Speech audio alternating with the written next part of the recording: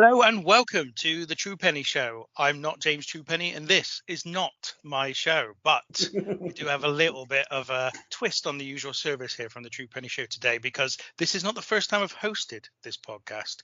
For many people who will remember from way back, right back in the primordial stages of the True Penny Show's history, they will remember that I did indeed host at least the first couple of episodes of this podcast, and I'm back today. I've taken over, but rest assured, this isn't a case of where the host doesn't appear at all, like Lorraine Kelly, who I'm confidently told by Twitter only appeared on 40% of her own shows last year, because we still do have James Truepenny. James, how are you today?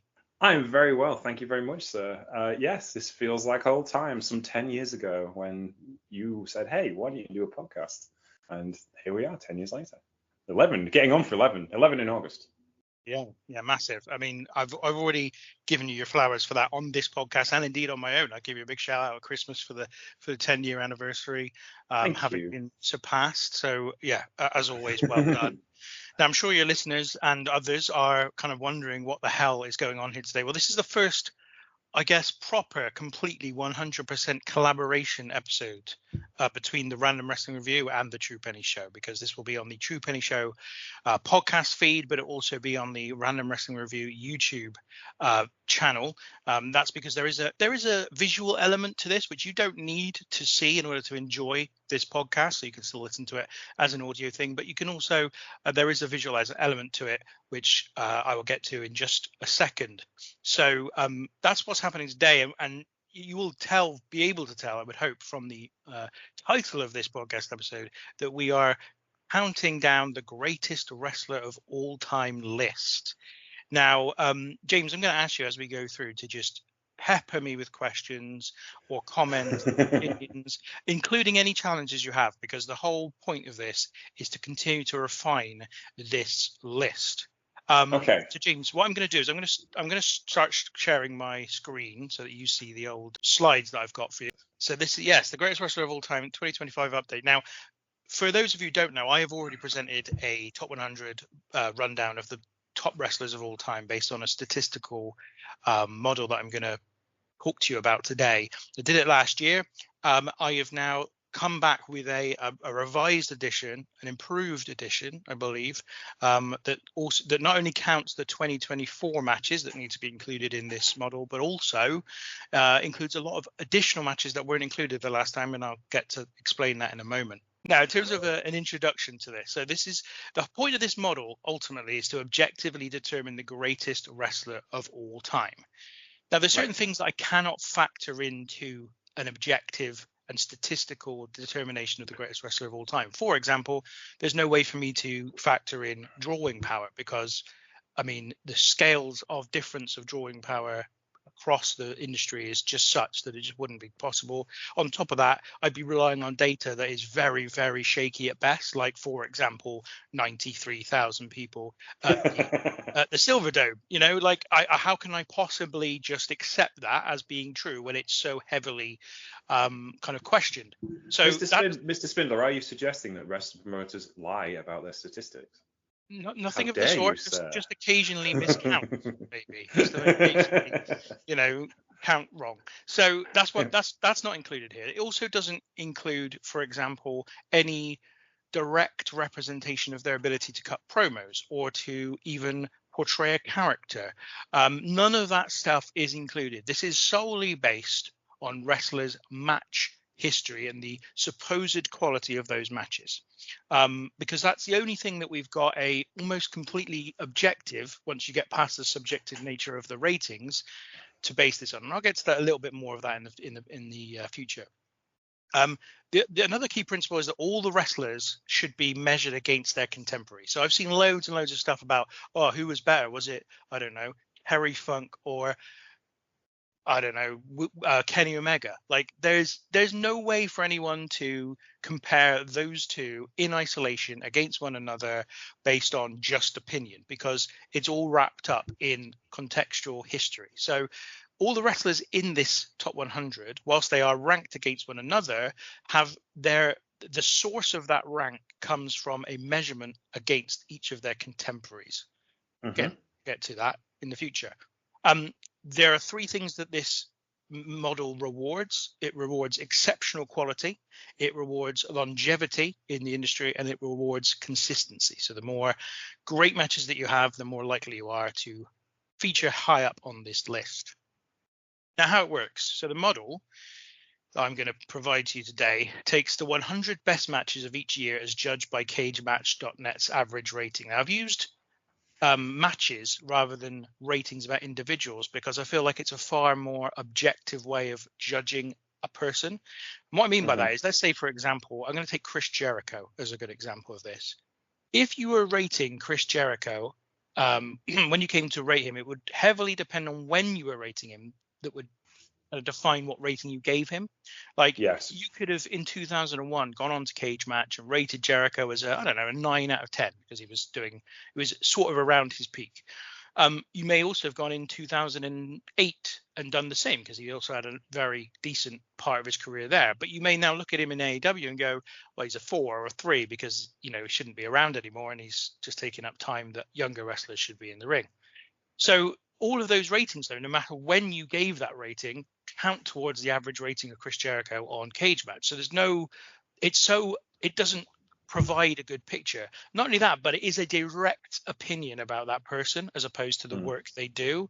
It's like, I don't like Jericho, so I'm going to give him a 6, or I love Jericho, so I'm going to give him a 10. It doesn't necessarily talk about the quality of the work that person's done. Whereas the matches are rated based on what you see in front of you at that time, and then we accumulate all of the quality of those matches together to create the rank of the individual. So each match is allocated points based on their rank for a given year. So 100 points goes to the best match of the year, 99 to the second best match of the year, and all the way down to 1 point for the 100th best. The points a match earns is then divided by the number of participants in the match, and each participant is awarded that many points. And then all the points earned are tallied up, and this is the final result. I've got a bit about match eligibility. So there are some things that you should know about CageMatch.net's ratings. First of all, it does not provide an average rating for matches that have been rated less than 5 times. So any match that's been rated less than 5 times simply is not included in this model. CageMatch.net does not allow ratings to be given for matches under 5 minutes. So equally, they are not included in this model. There's no way to count them in. Also, to ensure a minimum level of quality is met by matches that are included in the model, particularly by matches pre-1989, the matches can only be included if their average rating is at least a 6. And there's a reason for that, and that's because there's not that many matches pre-1989 that actually hit the criteria of having been rated more than 5 times. And so, for example, all of the matches from WrestleMania 1 would be included in this model if I didn't put a minimum rating on it, because there are less than 100 matches in 1985 that have been given 5 ratings and therefore have an average rating. As at the 31st of December 2024, there were approximately 29,000 matches on the CageMatch.net database that satisfied all of the criteria above. And however, just 4,345 are included in this model, as there is a maximum of 100 matches per year allowed. So the reason I have talked about that as well in terms of the as at date is that you could redo the same analysis exactly the same way as I did them today, and it would provide you with a slightly different result. In fact, you could do it every single day and it would continue to provide you with a slightly different result. And that's because every single day people are going into Cage Match, rating matches, bringing the average rating down or pushing it up with their rating, changing where that sits in the rank order of the top 100 matches for that year, and therefore changing the points that are allocated to the match, and therefore changing the points that are allocated to the individuals, and thus changing all of the rankings. What I will say, though, is that this doesn't cause it would be a completely different result. It wouldn't be exactly the same result. The broad overall result here is very similar to what was presented in 2024, with some key differences, with some quite significant differences, but not to the point where it's clear that this is just a random thing and each day you'd get a different result. Okay. Right. In terms of an example, so the number 1 ranked match of 1990 was Akira Taue, Jumbo Tsuruta, and Masanobu Fuchi versus Kenta Kobashi, Mitsuharu Misawa, and Toshiaki Kawada. James, I'm expecting you to keep me honest on my pronunciations of the Japanese names today. You did well. That was good. I like it. As it was the number one ranked match of the year in 1990, it scores 100 points. That 100 points is divided by the number of participants in the match, which is 6 because it was a 6-man tag match. And so each of the participants were awarded 16.67 points for their efforts for that match. Mm-hmm. Hopefully that's as clear as I can possibly make it. Now, there are some weaknesses to the model. There are weaknesses to the model, and I need to be as honest as I possibly can about this. So first of all, the model disadvantages wrestlers whose career peaked all or in part before 1989. And the further you go back, the greater this disadvantage becomes. And that's a basic, obvious statement when you consider that we are basing this on match ratings, and match ratings that need to have been rated 5 times in order to even be included. Like I said about 1985, there are not 100 matches that hit the criteria for being included in the list. And so there aren't as many points available for 1985 as there are for 2003 or 2017 or 1995, right? Mm-hmm. And the greater you go back, the less and less matches fall into that category. The earliest match in the model, by the way, is in the 1930s. So we do go back quite some time. It's just the representation is not as high. Mm-hmm. There is an inherent bias in the fact that Cage Match is a German website and therefore it does slightly overrepresent the importance of German promotions, especially those that have been open since 2001 when the website began. In particular, Westside Extreme Wrestling does feel this bias in to a degree. I don't think it's actually that big a deal and doesn't really change the overall ranking much, bar maybe one wrestler, but it kind of it is there. I'm just trying to acknowledge it.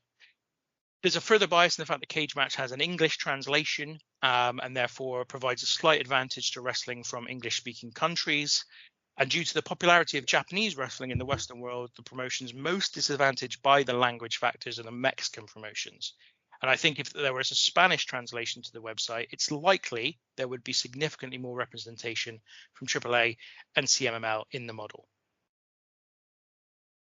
One last thing I want to do before we get to the top 100 is talk about some numbers. Now, this people can't see this obviously if they are listening, but there is I've got a breakdown in front of James now, which is the number of matches included in the model from I've put it as the 2023 and 2024 model, but really it should be the 2024 and 2025 model. I don't know why I've done that.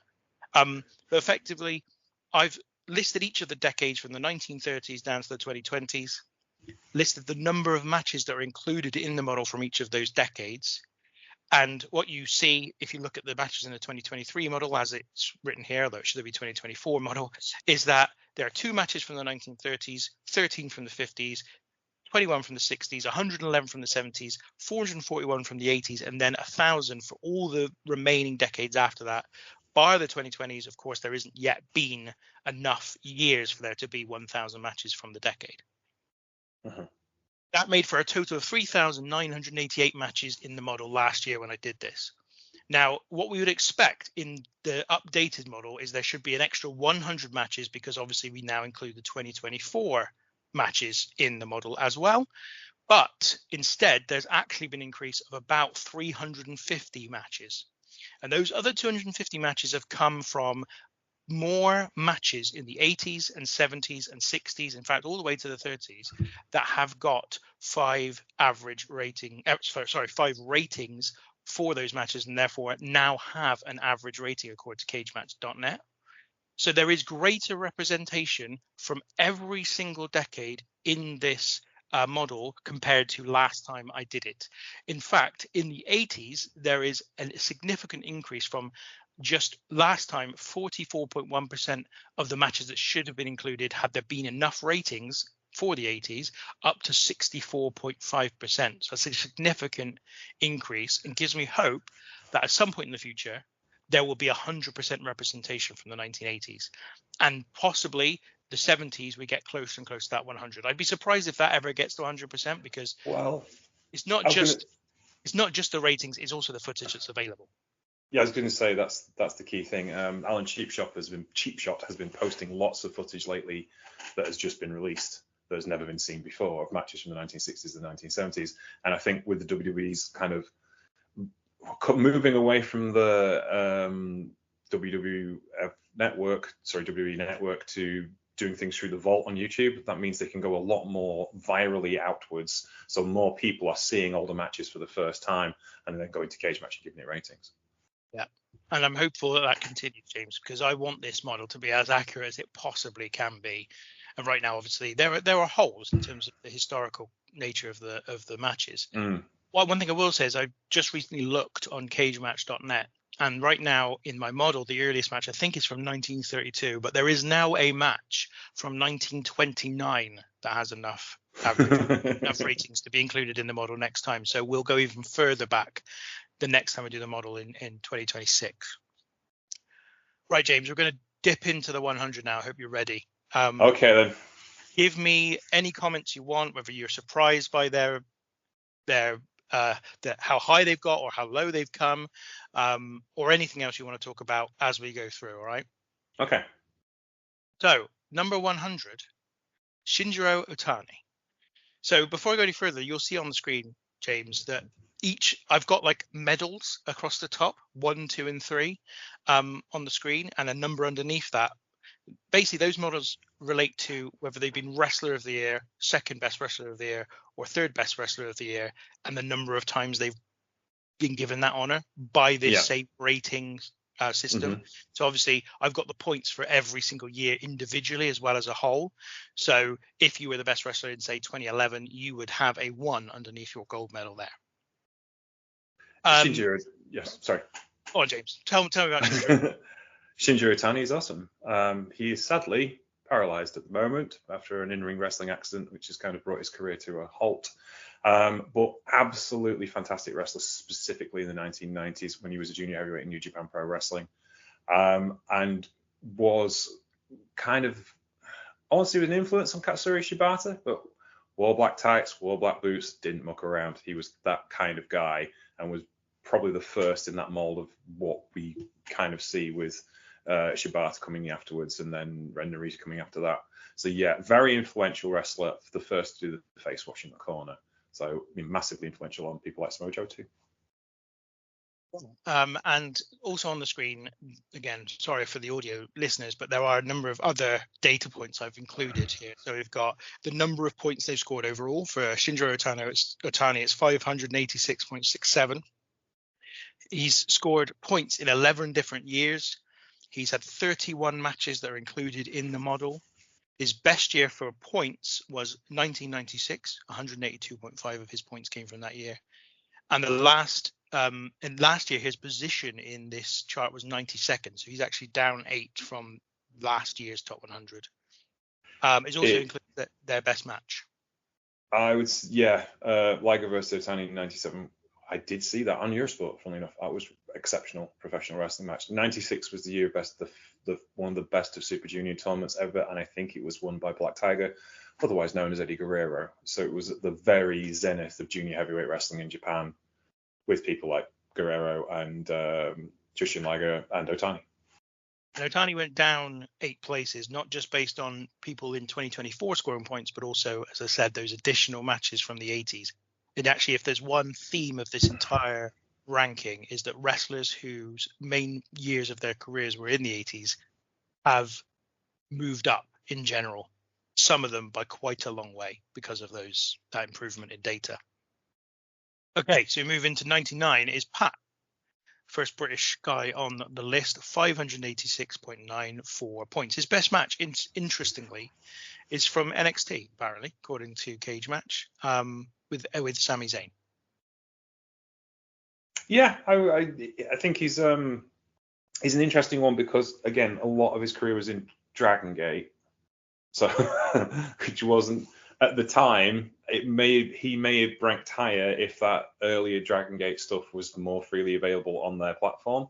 And there are plenty of Dragon Gate fans who watch every show that they do now, but it wasn't always easy to access that stuff. So I'm intrigued if Dragon Gate actually platformed that earlier stuff, whether his scores would go up. Also, one thing that's really interesting, and another kind of trend I have noticed, is that when wrestlers go to WWE, their average point output actually reduces significantly. Yeah. or in fact, not just WWE, but mainstream promotions. There are one or two exceptions, but when you move to a WWE or AEW or even TNA, when it was kind of on that kind of level, you are not involved as regularly in important matches in the context of that promotion. So like if you're on the independents, for example, and you're one of the best independent workers, you might work a weekend where on that weekend you work 3 nights and every one of them is a big show for the promotion they're working for. And therefore their fans watch that, they rate it and they go, oh, that was a really important match and it was great and it was really exciting. So I'm giving it a 9 or an 8 or whatever. Whereas if you go to WWE or AEW or TNA, you might be working quite regularly, but more often than not on TV matches that are nowhere near as important. And therefore, you're just not having that regularity of important matches in the context of the promotion you're in. And therefore, it does slow down the ratings for people at the very highest end of the industry. Well, not the very highest end, but those people who become mid-carders in your WWEs, your AEWs and that, they really slow down in terms of the point scoring. Yeah, I would agree. It seems to make sense. 98 is Christopher Daniels, 592.08 points across 11 years. His best match, unsurprisingly, from 2005, Styles, Daniels, and Samoa Joe. Yeah, I think that's reflective of where he is in the industry. He's from Ring of Honor heavyweight champion and recently retired. Went out in style, as you would expect a guy like Christopher Daniels, kind of ultimate professional that he is. And I think, the quality of his matches, how can I put this? He always had star quality, but he was always the guy you made money with. And this model doesn't take that into account. So therefore, he was always wrestling guys who were really, really good. That's no knock on his ability. His ability to make guys is really important, I think. And this is reflected in that because of the great matches that he's had with lots of different people in many different promotions. And obviously longevity as well. Like he goes back to, he was one of the last guys WCW ever signed. I think that's a fair representation of where he's at. I should say as well, actually, that whilst the model doesn't take into account directly any of the things you talked about in terms of making money, actually, it does indirectly, because again, if nobody's seen your match, they can't rate it. And therefore, actually, it does favor you to have been in promotions where there are bigger crowds and more people watching, because you will more likely get ratings, therefore, as a consequence. So there is a sort of balancing act there. There is sort of a part of it that does take into account, even if very indirectly. 97, Ricochet. So 593.29 points. Best match, Akira Tozawa and Kevin Steen versus El Generico and Ricochet from 2011. He is up 8 places from last year. So he was outside of the top 100 last year when we did this model. And that is largely due to points that he did get in 2024, in fairness. Yeah, he's an interesting one in the sense that a lot of his best work was when he wasn't Ricochet, because he was Prince Puma in Lucha Underground. So you know, James, those points are included. Just so I did. I expected. I'm assuming you you went with the full cage match model. Cage match doesn't do kayfabe. So yes, it does quite a lot, but you can click into it and find, which I had to do again and again for Japanese. I think his work rate has been really consistent throughout his career as well. He is kind of the definition of the work rate guy. Kind of using your model, I kind of expected him to be a little bit higher in one sense because of that. And again, it kind of goes against what I said again about Pat, because that match with Tozawa and Steen is obviously a Dragon Gate match. So yes, maybe you get devotees, and we're talking about people who this is from tape trading and watching stuff, not necessarily in a legal manner. From back in those days anyway, certainly. So I think I would kind of thought he'd be a little bit higher because of the nature of the model.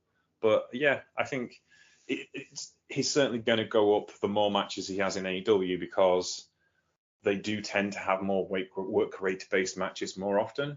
So I think that's going to be intriguing to see where he goes in the standings next year. 96 is Mark Briscoe. You'll see a star on this particular graphic, James, and that is that he had the match of the year in 2022 alongside his brother against FTR on the 10th of December that year. His best year, however, was 2007, so quite a lot of longevity, 14 different years in which he scored points, 613.88 points in total. I think he'll go up, actually, next year, just because, he's having more visible matches. I mean, you look at the end, that match with FTR, that entire series with FTR were just incredible, but the matches he had with FTR, and they had a year away essentially from mainstream wrestling doing indie work until they came back to AEW. He's really kind of a glue guy wrestler for AEW. He's the guy who kind of runs the show in their big multi-man matches, because like every time they switch on their pay-per-view, he's like, why is Mark Briscoe in that match? Oh, he knows what he's doing. That's the reason why he's in that match. And he's so therefore, by the fact he's made himself fairly indispensable to the company, I think that's really going to also push his numbers up, I would think. And again, it's one of those ups and downs, isn't it? In the sense of 2007 was the absolute peak of the Briscoes as a tag team in Ring of Honor, when Ring of Honor was at one of its creative crests. So therefore, they had some great tag teams to work with, and therefore they had great matches. And it didn't happen again, but obviously there was only so many tag teams for the Briscoes to wrestle so often. So therefore, it fluctuates with the kind of nature of the wrestling Mark's been doing, whereas now he's kind of more of a free spirit and is moved around on a card a lot more. I think you're going to see an uptick in match quality, even despite his longevity. So I think he'll go up as well. Counterpoint to that, I'll make, James, is that he went down 10 places from last year's version of this to this year. Now, that's not got, I don't imagine that's reflective necessarily of the 2024 that he had, but more that the additional data from the 80s has brought people up above him. So, and I'd expect that trend to continue, because I do expect there will be even more matches from the 80s in next year's model. So that might just be the counterweight to Mark Briscoe moving up the list. 95, Yoshiaki Fujiwara. This guy I'd never heard of before, and he's so old. I create the worst kind of graphic thing for him because I couldn't find a render that would help me out. Yeah, he has looked exactly like that for the last 60 years. There you go, sorry. His best year was in 1984, just to give you a flavour of how long ago his career took place. His best match was a 10-man tag match with a lot of other people. I think it's the match of the year from like 87 or 88, but it's a 10-man tag, so there's loads of other people in it. Yeah. 622.55 points, but you can see here, for a guy whose career peaked before the 1990s, his last year position was 142nd. He's moved up 47 places in the model due to that increased data this year. Still wrestling, by the way. Wow. He's in his 80s now. He was on a Glate show last year, going against his protege, Minoru Suzuki, and a couple of tag team partners. And at one point, Suzuki tried laying in headbutts, and Fujiwara just shook him off, went over to the turnbuckle, put his hand over the metal bit, slid it up, aimed, and then battered his own head into it, because he's that hard. Absolutely fucking terrifying human being. Because he's a shoot style wrestler, and he was one of the founding members of UWF, and he did lots of different things that weren't in-ring stuff. He did have a big comeback in the 90s when he went back to New Japan and did some big series of matches. But because he's kind of more influential at behind the scenes stuff and more just interested in having wrestling matches than specifically having long runs in a company through his career, this might be his last hurrah in the top 100, sadly, but I love the guy. I absolutely do. Fujiwara armbar is named after him, but of course he just calls it an armbar. Well, I mean, also I wouldn't suggest that he will necessarily drop out, because, as I say, just from the matches that you add in the 2025 the 2025 matches themselves will only change a handful of people at this level. I should also mention, James, that there are 1,600 wrestlers in this model overall. So when you get to the top 100, it's quite difficult to keep moving up in terms of the numbers of points you get. So I wouldn't be surprised if he stays in there. He may even move up again because of the increased representation of the 80s in the model as time goes on. The thing is, that big match he had in 84 was the last match before he left the company to start UWF. Went back, did a couple of matches, did a couple of 3 years, I think, with UWF. It folded. They went back to New Japan. They did a couple of years there. Then they went back to UWF again, the reborn. So he was kind of in and out the scene in the 80s. His actual main body of work would have been in the 70s because he was a rookie in 73. As we saw at the start, representation of the 70s matches is going up, although at a lesser extent it is also going up. So you could still get points. Yeah, there's just nowhere to see that stuff from New Japan in the 70s. It's not on the New Japan world. Not right now. I'm just saying it's the only thing I would think about it. Anyway, carry on. 94, Bruno Sammartino. Match of the year in 67 and 68. Won second best wrestler of the year award, a silver medal for him. 638.25 points in total. 10 years, which those points came from. 16 matches in total. So only 16 matches for him are in this model, but he still gets 638.25 points. His best match ever, Bruno Sammartino versus Giant Baba in 1967. This is probably the thing that's going to cause the most arguments, I feel. But within the model. Or what? No, Bruno. Yeah, well, no, Bruno ended arguments, didn't he? So Bruno's moved up Bruno's moved up 19 places as well, again because of the increased representation of earlier matches. Yeah, I think, I mean, because arguably Bruno, but again, this is Bruno's success was his ability to reach out to a specific audience and his ability to have the kind of matches they enjoyed, which isn't necessarily universally adored by the wrestling fans of the world because of the way Bruno wrestled. I love Bruno. I love watching Bruno wrestling matches. They're fantastic. That doesn't necessarily mean they're everyone's cup of tea who say likes Ricochet. To put that into context, and I entirely know what you mean. I'm a big fan of Bruno Sammartino, but I entirely know what you mean because when he was on top, the crowd in New York that he played for and made all the money he did make for, wanted punches and kicks. They wanted that really kind of visceral, we're beyond wrestling now. We are punching and kicking because this guy hates the guy he's up against, which makes it very one-dimensional and therefore not at all in line with a modern taste, which is of course for some, even if it's not Ricochet, then it might be, I don't know, Gunther, for example. But again, Bruno wasn't doing that either. Like he was very, very punch kick, and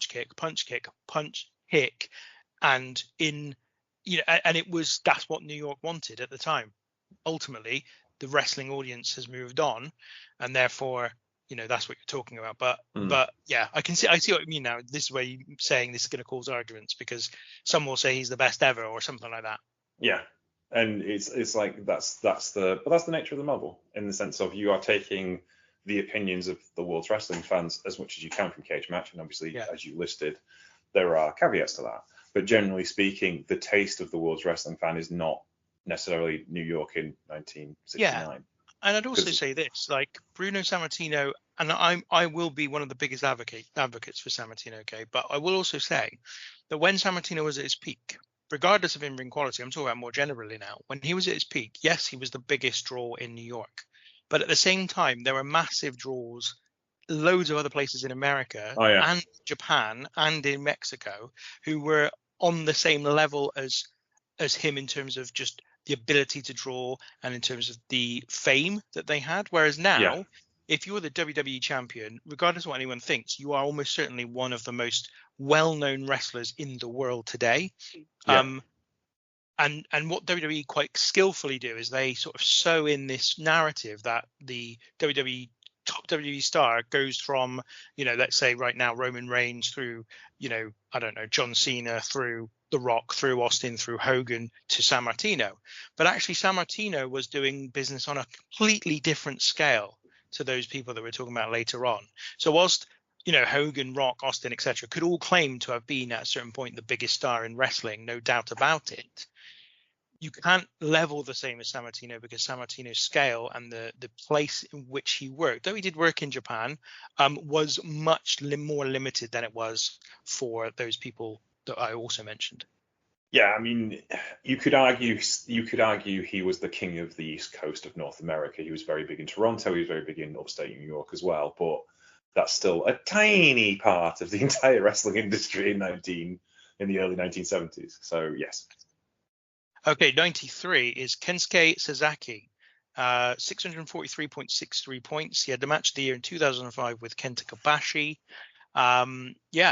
That's who's 93rd. Former IWGP champion, as he's wearing the IWGP third generation belt there. He first came to my attention with his tag team with Hirohase, who lost to the Steiner brothers at Starrcade. It was the January the 4th show in 1991 or 91. And he was absolutely phenomenal wrestler. And still is, and a massive influence on Japanese wrestling because he started a wrestling school, and there's a lot of guys. Kenta Miyahara from All Japan Pro Wrestling is one of his proteges, and so he is one of those guys that was perhaps more influential in retirement, but Global Honor Crown champion as well. Fantastic wrestler.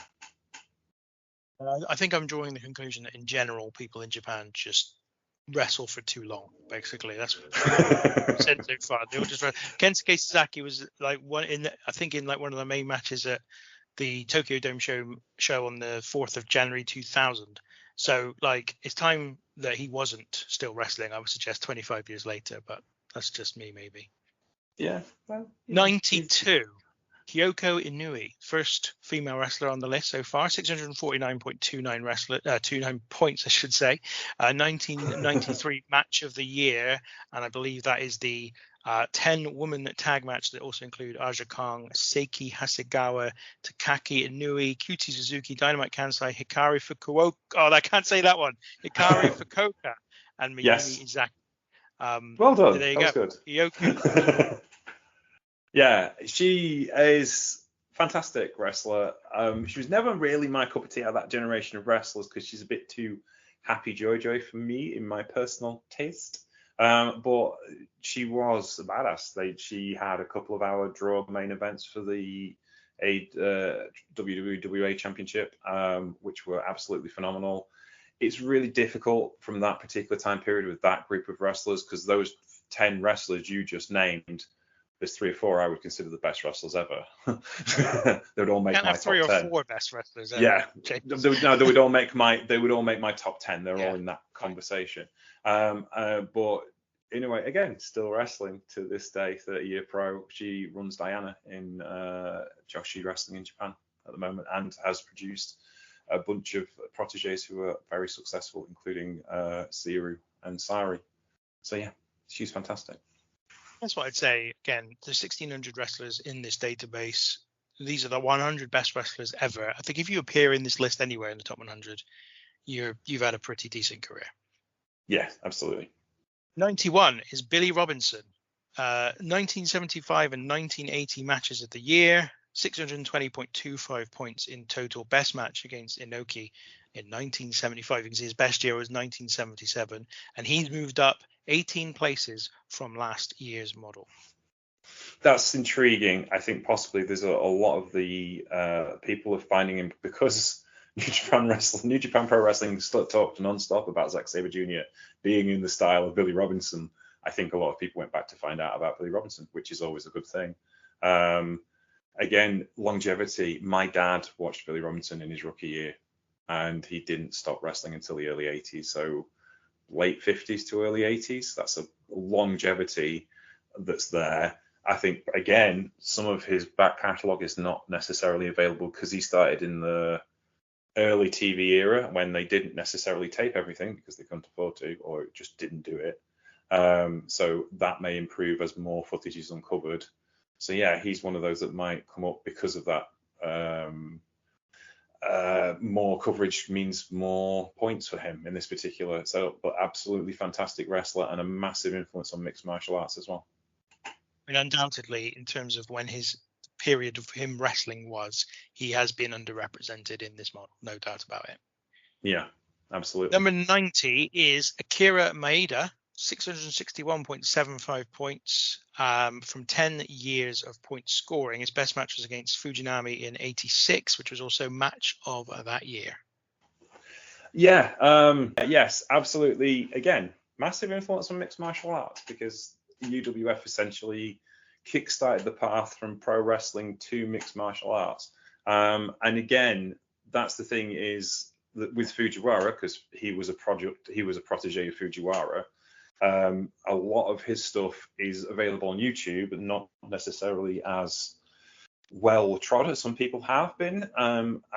But me and Marcus did our best, because we did a lot of profile of his work on the True Penny Show last summer, because we were trying to get people to understand UWF in context, as Glade have bought the UWF license and are doing UWF style matches. So yes, massively important wrestler. But again, I think it's a taste thing, in the sense of, if you don't like shoot wrestling, you're not going to like his stuff. He's moved up 29 places as well. So, again. So greater appreciation for shoot style wrestling, I think. Well, also the 80s representation that I keep talking about is been a factor here. 89, Kyle O'Reilly, 668.36 points. He was the third best wrestler of the year 1 year. His best match was against Kushida in 2015. 40 matches of his were in the model. I like Kyle O'Reilly a lot. I think he's really cool. I liked his tag team wrestling in the first where I really noticed him was in Ring of Honor, and the tag teams he had with Davey Richards, and then eventually the feud he had with Davey Richards at the Ring of Honor Championship. Again, he's one of those guys, much like Mark Briscoe. He's just always in the mix, and therefore his matches are always being seen, because he's a useful guy to get other people over with, even if he isn't necessarily a main event draw. So the quality of his matches are always high, and he has a lot of them because he's become a utility player for AEW and Ring of Honor. 8, Jerry the King Lawler. 668.5 points across 10 years. His best match was with Terry Funk in 1981. His best year was 1982. Jerry Lawler. Yeah, why not? I think again, this is why not? Indeed, this is a taste thing as well, because Lawler's not Ric Flair. Let's be honest, his technical chops are not fantastic, but his ability. When we see where Flair is on the list, exactly. But 87. But I think his ability to sell drama there's very few, especially in that period in 81, 82.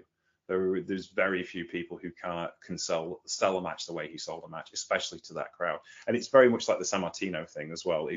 He works in Memphis. He doesn't necessarily work anywhere else. He did have big drawing matches in Florida and other places as well, but he had a winning formula for an audience that was absolutely rabid and believed in him 100%, or hated him 100%, depending on which way he was booked.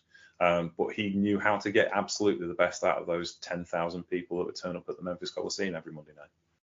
He's also been a beneficiary of the 80s representation, 24 places increase for him. So 87th is Konosuke Takeshita. He's gone up from 139th to 87th, so a 52 place increase for Takeshita. 672.52 points. This is entirely really the increase is down to his 2024, which was exceptional. 226.17 points alone from that 1 year. That's about a third of his overall points. Yes, Takeshita is, well, it's fair to say, the real deal now. Absolutely. Just doesn't have bad matches. Absolutely doesn't. You go back to his DDT stuff. Never had a bad match there. You know, I'm assuming there are some house show duffers, because everyone has house show duffers. But generally speaking, I obviously get to see the best of him because I'm a New Japan fan. So he's now a New Japan signed wrestler. And when he comes to New Japan, he was in the G1. He was at Wrestle Kingdom. He was at Wrestle Dynasty. He's the never openweight champion. He's got to have headbanging tough man matches. That's the job of the never openweight champion, and that's what he does. And he did the same job for AEW, and he does the same job for DDT. And being signed to 3 promotions at once, that's pretty special, and obviously means and implications for this list in the long run. Indeed, I would expect him to continue to move up at pace in this ranking next time. 86, Hiroshi Hase. His best match came in 93 against Masa Chono.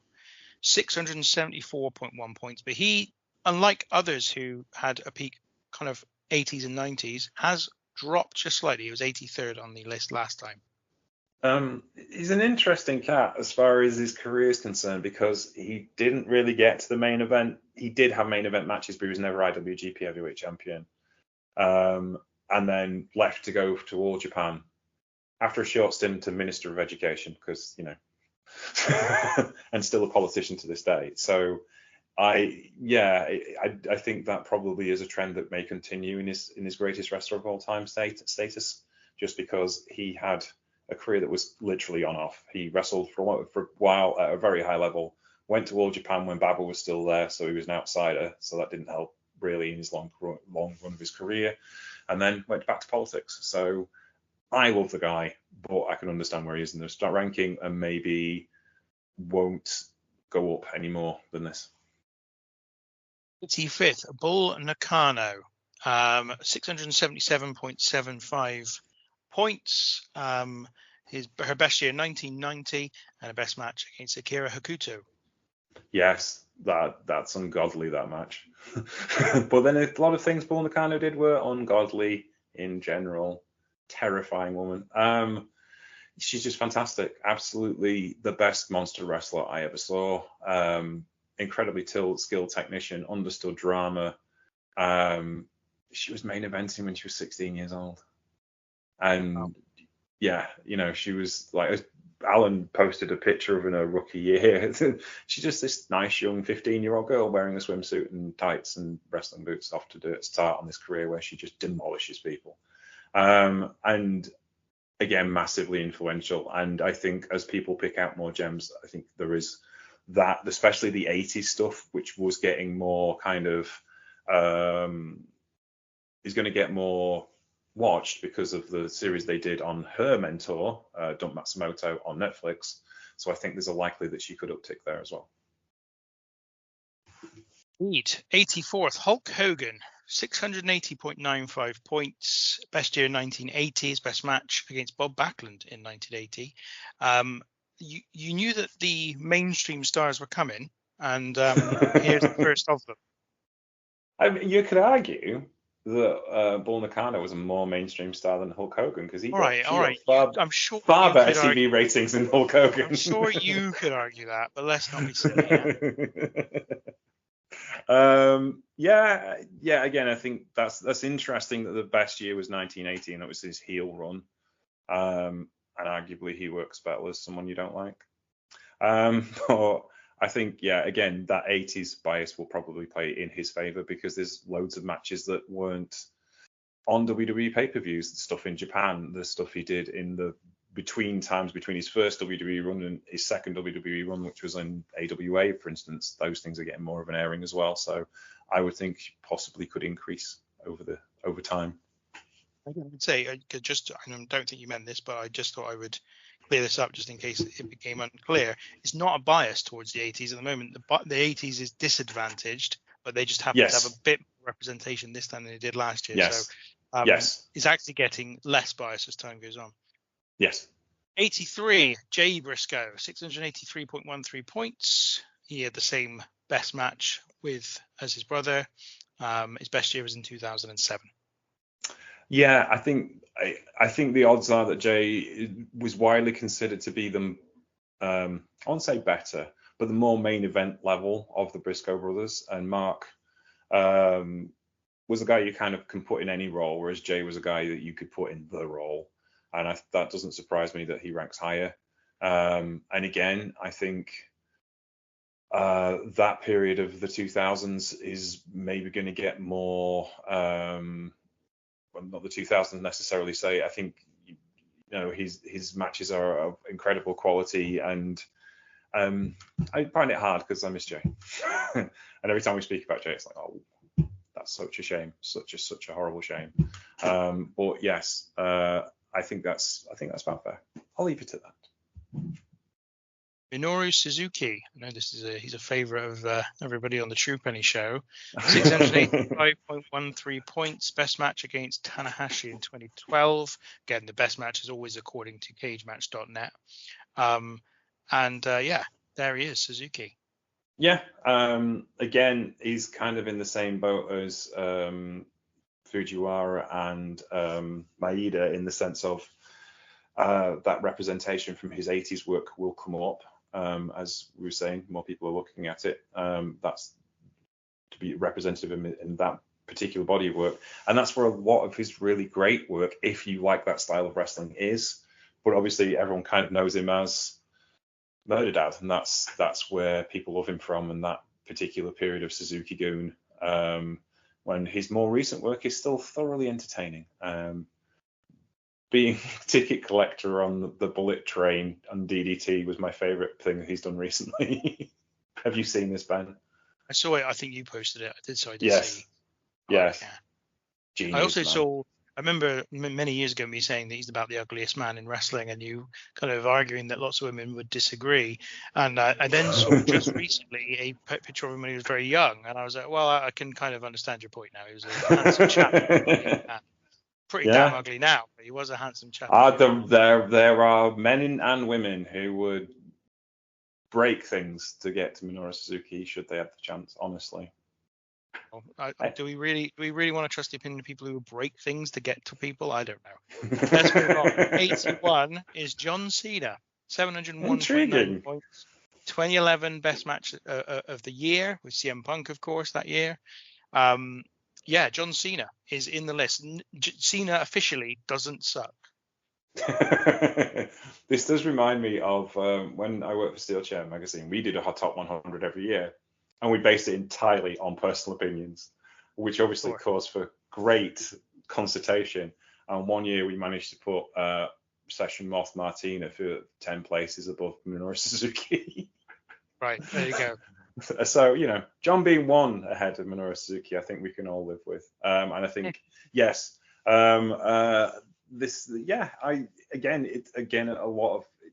not a bad wrestler, contrary to popular opinion. Very well organized in the ring, bit of a ring general, knows what he's doing, can tell a story, and again, reaches an audience that he's trying to reach, which is kind of the point of pro wrestling a lot of the time. And people forget that. And no, he's not Minoru Suzuki. But then again, he doesn't need to be. He needs to be John Cena. 20th is Kento Miyahara, 712.71 points. Best year was in 2019. He is up 4 on last year, so I assume he's had a fair few points in 2024. Yes, still very much the ace of all Japan Pro Wrestling. Liked one of my tweets the other day, so can't be bad, really.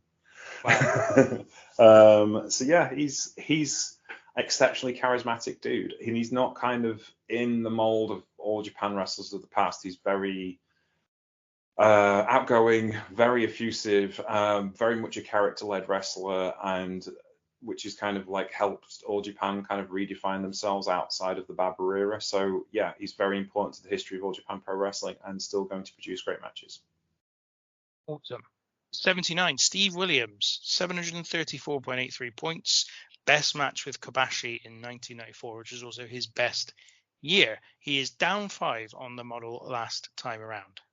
Yeah, I think that doesn't surprise me because, again, his core work really, as far as like artistically successful work in pure matches, was in the 90s. He did obviously work in the 80s as well. But generally speaking, the stuff that people remember for him are the Miracle Violence collection and his Triple Crown run. So I think, yes, that the likelihood is he will drop, but he was an exceptional professional wrestler and one of the most terrifying human beings you've ever seen in your life. I have a picture of him looking down the tunnel at Kurikan Hall when he made his AJP All Japan debut, and that's my WhatsApp profile picture just to scare people. Oh, lovely. 78 is Edge. Matches of the year in 2001 and 2002. The 2001 is obviously the TLC match. The 2002 is his match alongside Rey Mysterio against Benoit and Angle. 738.17 points. His best year was in 2002. So he's still wrestling in 2025. And for anyone who thought he was past his peak, well, he's nearly a quarter of a century past his peak, frankly, according to the model. But he is in the top 100 at 78. He's also the only one, I will reveal this now, he's also the only one of the TLC2 competitors who is in the top 100. There you go. I thought you were saying like all these Japanese wrestlers, apparently Canadian wrestlers go on too long as well. They do. They definitely do. Yeah, again, he grew up in public. He was a very young guy when he had his shot, and that means the majority of his entire career is freely available for you to watch again and again and again. And that's obviously having an effect on this, but also he's really good. He has an exceptional, like, again, storytelling style which matches with the WWE audience, and he managed to surf that audience for a long time and got the best out of them. While I don't think necessarily he reached Cena levels of overness, he certainly knew how to get the best out of what he got in that period of time and produced great matches whilst doing so. I'm glad you were positive about him because I would have struggled. So we move on. 77, Mayu Iwatani, 741.75 points. Wrestler of the Year in 2020 when she did 197.5 points. Up 16 places, so also scoring points in 2024. I first saw her in a pub in Tooting. And now pub in Tooting to the 77th best wrestler in the world of all time. Yeah. Stardom's first UK tour, and they did it with British Imperial Wrestling, who ran their shows in a pub in Tooting. And having talked to, I'm friends with Jazzy Gabbert, who was on that show, she told me, yeah, it was worse when we first went there, because when we first went there used to be like the bar, and then there'd be like a balcony, and that's where the ladies changed for their matches, and they didn't bother putting a curtain up until the second time we went. So yes, that will tell you. And now, like 2 months ago, she wrestled at the Tokyo Dome. I had the best match of the night. She's absolutely fantastic. And again, I think we saw watch her grow up in public. I remember watching her back in 2013 and 14 in Stardom shows where she was learning a craft, and she was in 6-man tags at the opening of the show, and she just grew and grew and grew. Wanted to retire once and just doesn't seem to be that bothered about retiring now, because she's just kind of grown into this absolutely phenomenal professional wrestler. 6, Nigel McGuinness, the latest Brit on the list. 2007 and 2008, it was best match of the year, both against Bryan Danielson. He's actually dropped a little bit, down from 67th to 76, but 45.92 points in total. That intrigues me, because it's like, obviously he had a big comeback last year, and I would have thought he may have gone up because of that, and also have his popularity as a commentator as well. I think that this is down to the fact that most of his career in Ring of Honor, where he got most of his points, is already available. So it's not like he could get extra representation from those matches, or not just already available, but already been heavily explored by the hardcore wrestling fan base. And so there was no really extra stuff to kind of suddenly appear for Nigel McGuinness. So yeah, I think that's why that's the case. There you go. Wrestling fans of Nigel McGuinness, go sign up to Cage Match and go watch more matches of his. As a wrestler, I was going to mention how good he is as well. He's really good. What intrigues me about Nigel McGuinness is the fact that he essentially learned how to be an American wrestler first, and then he asked William Regal to watch one of his matches to critique it for him. And he went, "You're great, but you wrestle like an American and you're British. Stop it." And that's why he wrestles the way he does now. You will forgive me, James. I'm trying to move us on a little bit because we are taking our time. Yeah, this is the trouble. 75, Takashi Segura. I don't actually know how to pronounce this guy's surname, so apologies if that's wrong. 759.33 points. Best year was in 2018. Yeah, he's again really good and still wrestling. Still going on in his 50s. Yeah, he's really great. Kind of a linchpin of Noah's tag team division. They just kind of give him new partners every 6 months and go press go, and that's what they do. And he's exploited that quite well for the last 10 years or so. 74 is Matt Jackson of the Young Bucks, 776.67 points. Best year was in 2009, some 16 years ago now, but his best match was from 2020 with Adam Page and Kenny Omega.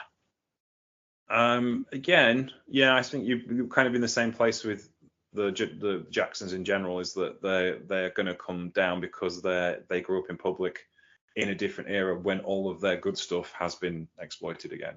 They're kind of like the indie darlings of the 2010s, so therefore all of their stuff has been on show, and therefore everyone's seen it. They are still wrestling, so they should theoretically be able to points. But it is my contention, however, that the Young Bucks are done as world-class wrestlers, because I've seen both Wrestle Kingdom and I also saw New Beginning, and I thought their matches, both of them were just really, they were fine, but they're a bit meh. And I do think that's where they are now. You know, they're just not, they're not what they were, put it that way. Yes, I would think so. And arguably they shouldn't be. Obviously, the body's got to break down. But equally, they haven't done as well as others in finding another way of masking that. Indeed. So we move on. 73 is the Dynamite Kid, 783.65 points. His best match against Tiger Mask in 1983. He is up 8 places on the list from last time. That doesn't surprise me, because there's just such a ton of stuff that you can watch of the Dynamite Kid from the 1980s. Specifically in WWE, but there's bits and pieces from AWA. There's all the Stampede stuff that's available now that's starting to get out a lot more, and all because of the Japanese stuff. And his personal misgivings aside, was an incredible professional wrestler. And I think we've got to say in general that personal misgivings in general are not accounted for in this, other than absolutely not. Other than perhaps slightly indirectly by people tailoring their ratings for those matches. I don't know. Maybe that does happen, but yeah, it's not taken into account. 72, Nobuhiko Takada, 1984 being he was involved in the best match of the year, but his best year was in 1988. That does intrigue me because obviously Takada was a protege of Maeda. And I would have argued that Maeda was the better wrestler. So therefore, but then again, Takada had more matches because he had a longer career. So yeah, I think that's probably reflective here. Absolutely standing wrestler. Again, if you like shoot style wrestling and if you like flat out comedy, because he was the general in Hustle, which is an incredible story, but that'd take a podcast in itself. So yes, you should go watch his stuff. Well, we're coming up with a future podcast ideas for you as well here, James. It's all good stuff. I've been trying to do the Hustle one, but there's not enough Hustle stuff available to do it. So we tried. 71 is Low Key, 811.83 points. Best year was in 2002. His best match was against Kenta in 2005. He was also Wrestler of the Year in 2002.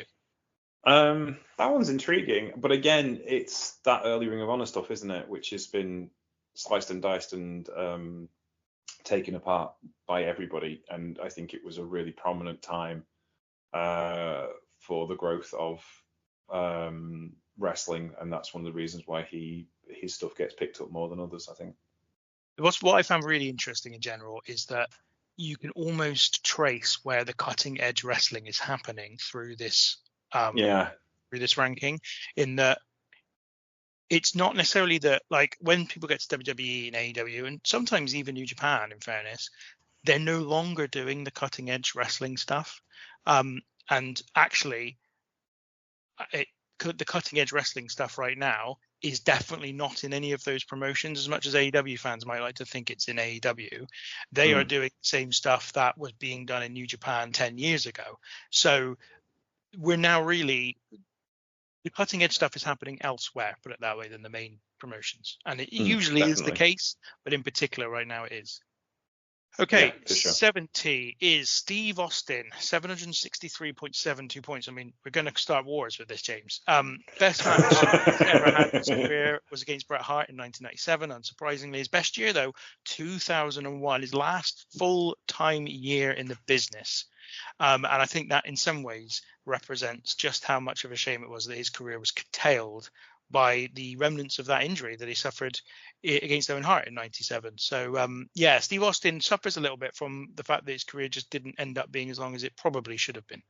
No, and I think as well is there's some of his stuff that we really haven't explored that well, because it wasn't just, his early stuff. His WCW stuff doesn't get as much props as it really should. And even his USWA stuff was exceptionally good for a guy of that experience and talent.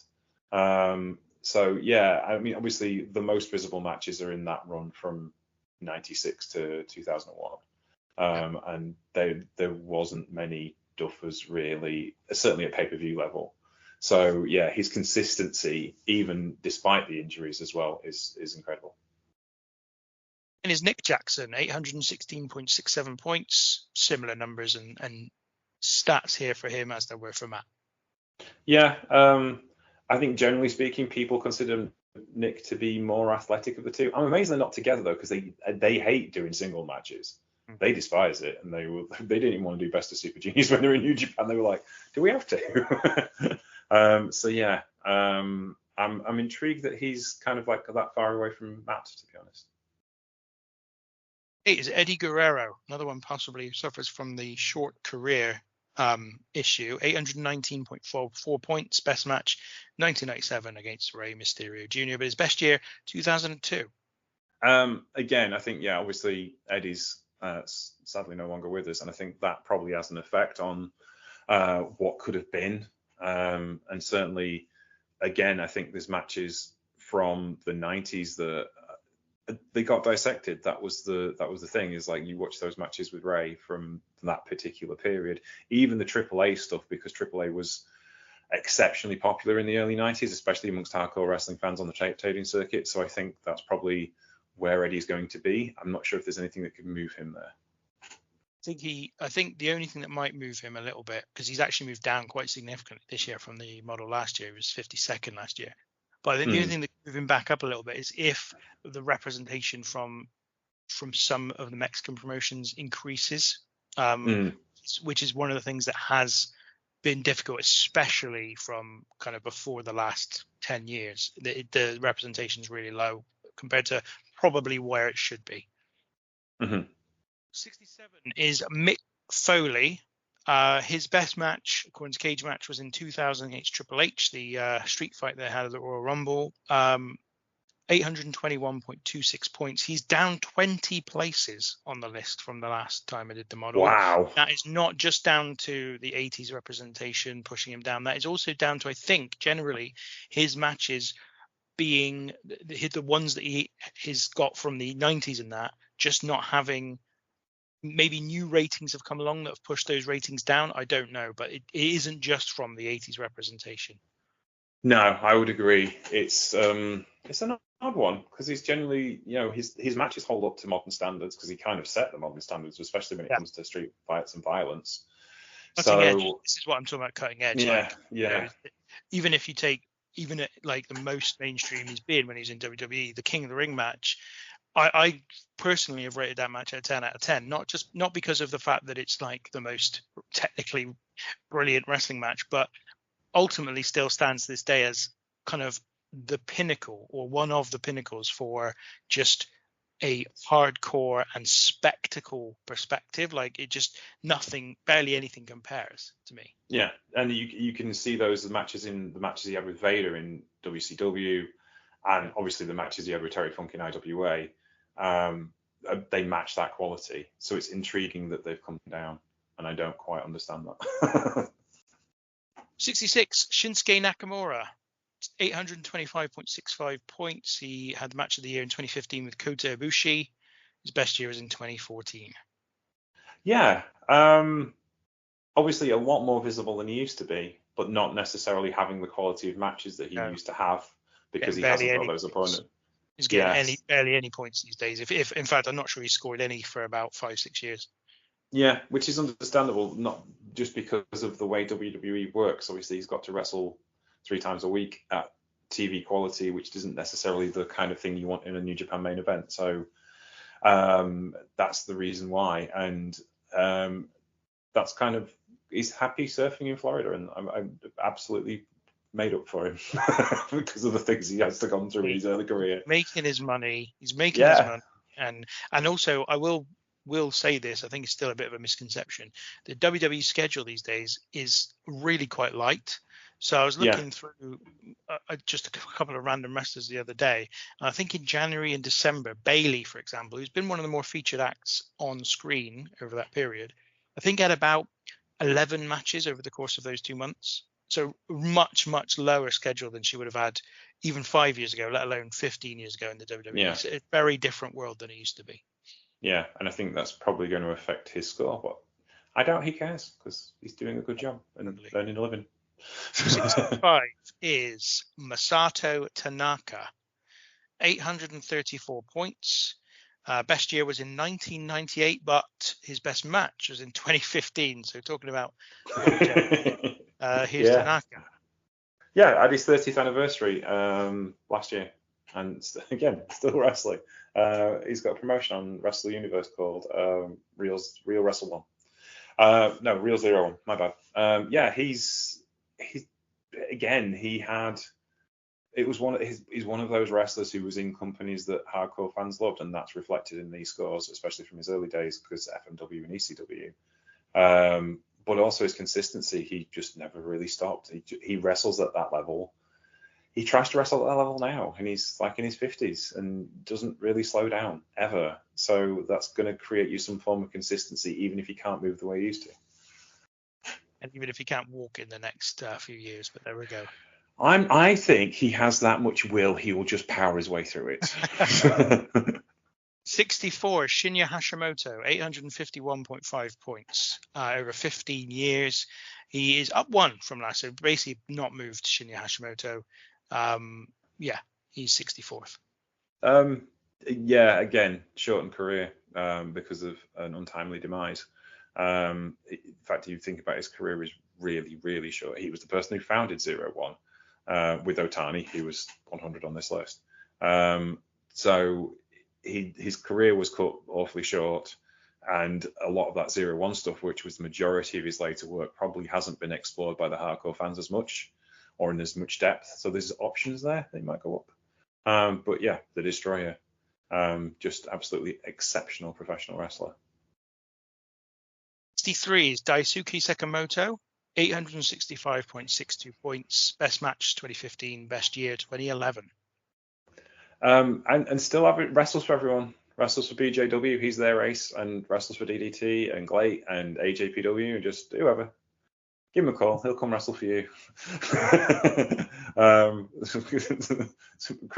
Even Christy, who doesn't really like watching him wrestle because to him he's just a powerhouse guy who's a bit boring, sent me a match the other week from AJPW. He said, watch this match, it's absolutely brilliant. It's got Sekimoto in. So yeah, he's just a big guy and he's going by a smile. Everybody likes him. What can you say? He's just cool.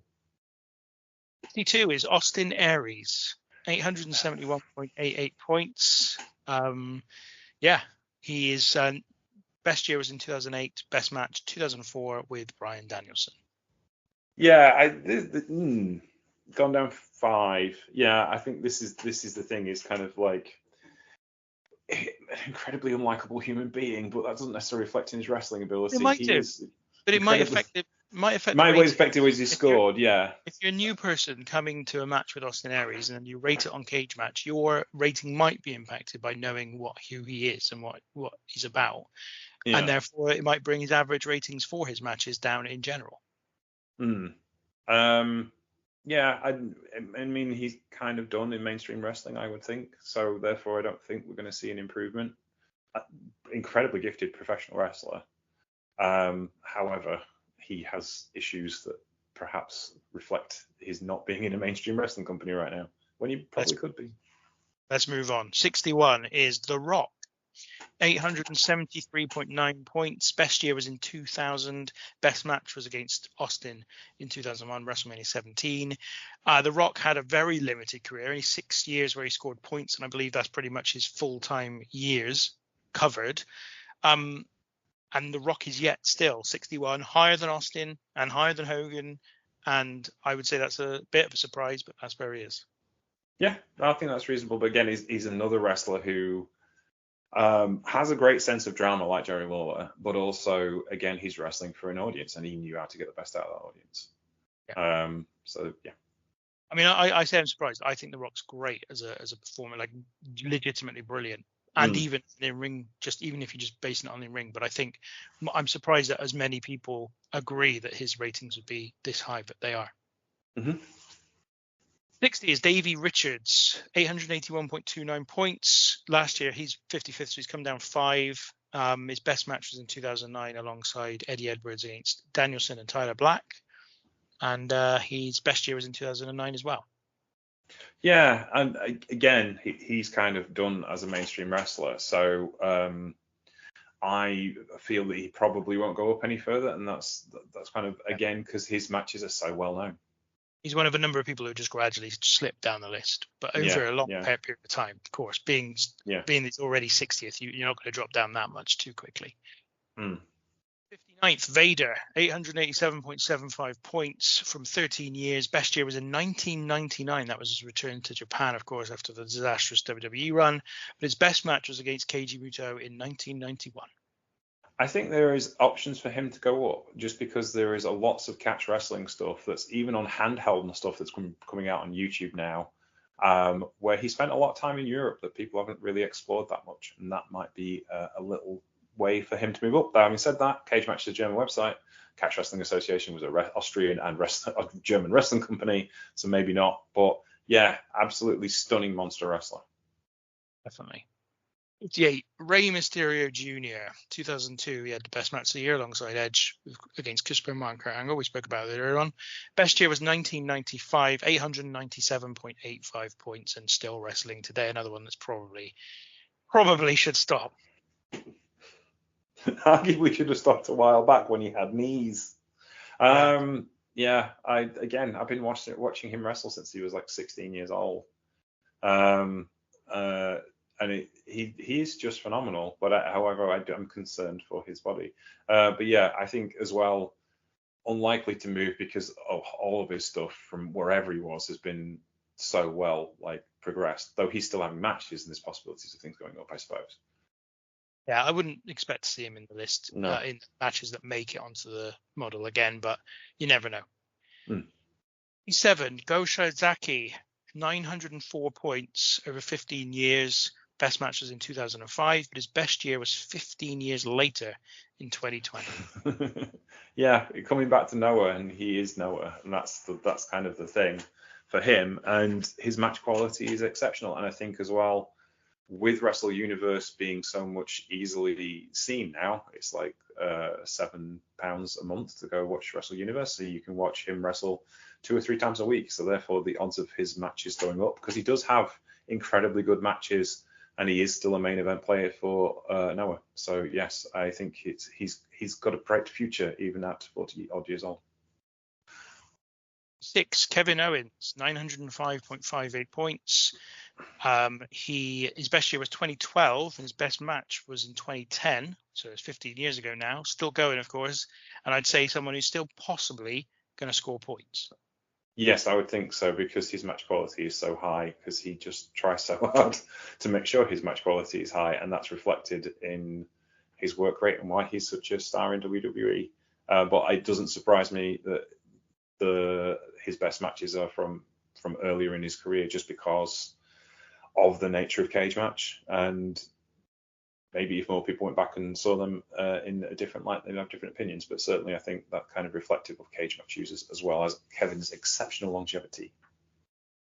55th, Meiko Satomura, James. I know you're come out. 907.08 points across 21 different years, but only 33 matches, so limited in the number of matches that are actually in the model. Best year was in 2015, but best match was in 2001.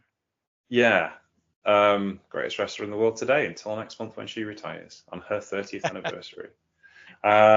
This Meiko Satomura is the crux of this in one sense. Like, she starts in 1995 and is already on WCW Monday Nitro by the time she's 17. I think she's still 16 then. So she's had a career that's gone so not up and down as far as Western fans are concerned, because obviously she did an amazing amount of stuff in Japan. And her match quality has never really dropped. So therefore, it's just about how many people have seen her.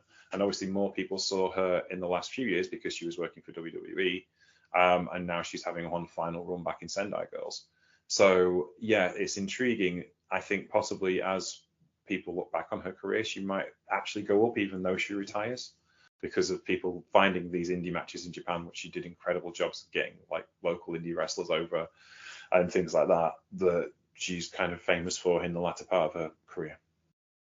Yeah, I think she went up 4 places from last year, and I think she may still do that. And I don't think that we're down to 2024 matches, if I'm honest. Yeah, I think the trades are like she'll retire and her rating will go up. Very possible. Yeah. 54, Harley Race. Matches of the year in 1977 and 78. One of those with Terry Funk. And best year was in 1980. So this is one of the obviously kind of legacy stars of the NWA. Yeah, and as more stuff fills out in the 1970s, you're going to get possibly more points for him. I think, again, he's of a taste in the sense of he was the champion for the NWA when Bruno was the champion for WWF. But the thing is with Harley, he had to be a more general taste because he was the NWA champion. He had to get over everywhere. So I think that's reflected in his wrestling style was much more acceptable to a bunch of different audiences, as opposed to Bruno, who was very much working to that Italian audience in New York, whereas Harley was working for, as a heel as well, most of the time, he was working for an audience to boo him, which makes it slightly easier for him to get over everywhere. And that's reflected in the match quality. He moved up as well from 73rd to 54 this time around. 53 is The Undertaker.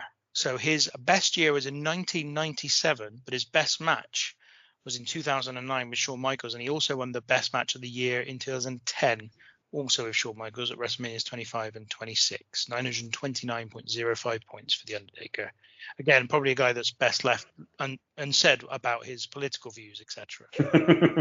Yeah, I mean, he's not done anything horrible. I think as well, again, he grew up in public. He's that short run in WCW, a bit of time in Texas, and therefore you've literally seen the majority of his career, except maybe 3 or 4 years of it, and sensibly took time off throughout his career to make himself look refreshed. So therefore, his match quality never really dropped throughout his career. So that's one of the reasons why he was so consistently good, according to this model. Riki Choshu, 942.35 points from 11 years. His best year was 1985, and he was involved in the match of the year at 84, that previously mentioned 10-man tag match. Yes. He was the massive star in the 1980s, which is remarkable because he's Korean. And he was a protege of Antonio Inoki, who kind of saw the fact that his senior, whose name escapes me, biggest name in Japanese wrestling. Riki Dozan. Yeah, Riki Dozan was also Korean, and he took Chosu under his wing and made him into a massive star. And he went off to All Japan in political circumstances, which I can't really explain because it would take too long, and then came back to New Japan as a massively overstar and was one of the big arena fillers of the 1990s as well. So he had longevity and quality matches. Can't remember a bad Riki Chosu match. One is Chris Jericho, 946.17 points. Best year was 2001, and his best match was also from 2001. Has he come down or has he gone up? Because I haven't got the card. Gone down ever so slightly, not much. Intrigued because obviously his latter day work has not been great. But in the last 18 months. You have loads of bad matches. Yeah, that doesn't affect your ranking here because it's not based on like your average score overall. It's based on average ratings for your individual matches. Yeah. So, but I don't think it's going to hurt his legacy of what he did specifically in the 90s as part of that golden generation of junior heavyweight wrestlers, and in the 2000s as a main event WWE player. Which is he will be someone that trickles down the list slowly because and may never go out of the top 100, but won't go up any further because, as you say, all of his matches have been available forever. Claudio Castagnoli, 958.28 points. Best year 2007, best match 2014, again in NXT, that with Sami Zayn. There's a common denominator of greatness, isn't it? Sami Zayn seems to be mentioned a lot in this list. Is Sami Zayn number one? I couldn't possibly say yet, James. There you go. Okay then. Yeah, Claudio, absolutely fantastic wrestler. Big fan of his since seeing him in Chicago more than anything else. But again, a consistent guy. But again, a lot of his stuff, the Kings of Wrestling stuff, him and Chris Hero, has been dissected by the Cage Match guys, I'm sure, over and over again, which was really some of his best work. Yeah, no, I agree. I'm a big fan of Cesaro and his historical work, but yeah, I can't see him. I mean, he's still working in AEW, so you never know. Probably more points to come, but maybe not loads. 49th is Triple H, 981.23 points over 15 years. His best year was in 2000 when he had an absolute monster of a year. His best match was also from that year. Yeah, I think again we're kind of in the point of he will steadily trickle down just because obviously he's retired. And again, he grew up in public. Apart from that short run in WCW and obviously his indie stuff before that, we saw everything he did from Hunter Hearst Helmsley onwards. So therefore, it's a lot of his stuff has been dissected to death. Yeah, definitely. 48, the original Tiger Mask, Satoru Sayama, 1,004.5 points. He's up 27 places on where he was last year, thanks again to that 80s representation increase. And his best year was in 1982. Absolutely phenomenal professional wrestler. And again, a short career really in the mainstream. He started in 1979, so there's stuff from the late 70s you can find on YouTube from his British excursion where he was Sammy Lee, because obviously. Anyway, yes, and then went back as Tiger Mask from 1980 to 84, then left to help form UWF with Maeda and Fujiwara. So he had an incredibly short career and then turned his back on the industry and exposed everything in a book called Kayfabe, which obviously didn't endear him to wrestling promoters. Well, he's making a comeback, put it that way. Yes, absolutely. 47, Akira Hakuto, 1,012.29 points over 10 years. Best match was with Bull Nakano in 1991, best year in 1993. Yeah, absolutely phenomenal wrestler. You know, we talked about Kensaki Sasaki earlier. She married him. Yeah, they met. I was watching a video about this the other day. They met at the Collision in Korea weekend when they were over in North Korea, which is hilarious. Yes.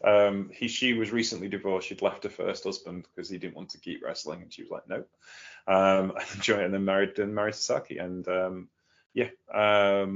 absolutely phenomenal wrestler. And I don't think we fully understand how great she is. So I have a feeling she may go up because she's the Dangerous Queen. She is just insanely good to watch and absolutely understands cinema, understands professional wrestling, technically great, the total package.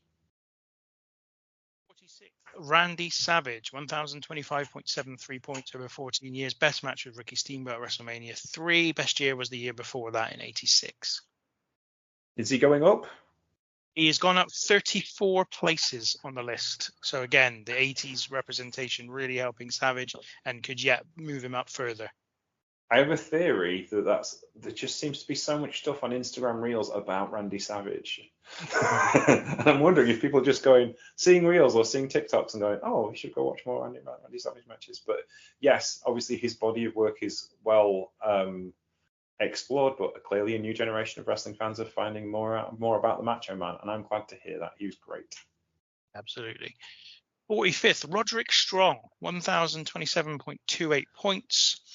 His best match was with Bryan Danielson in 2005. Best year, though, 10 years later in 2015.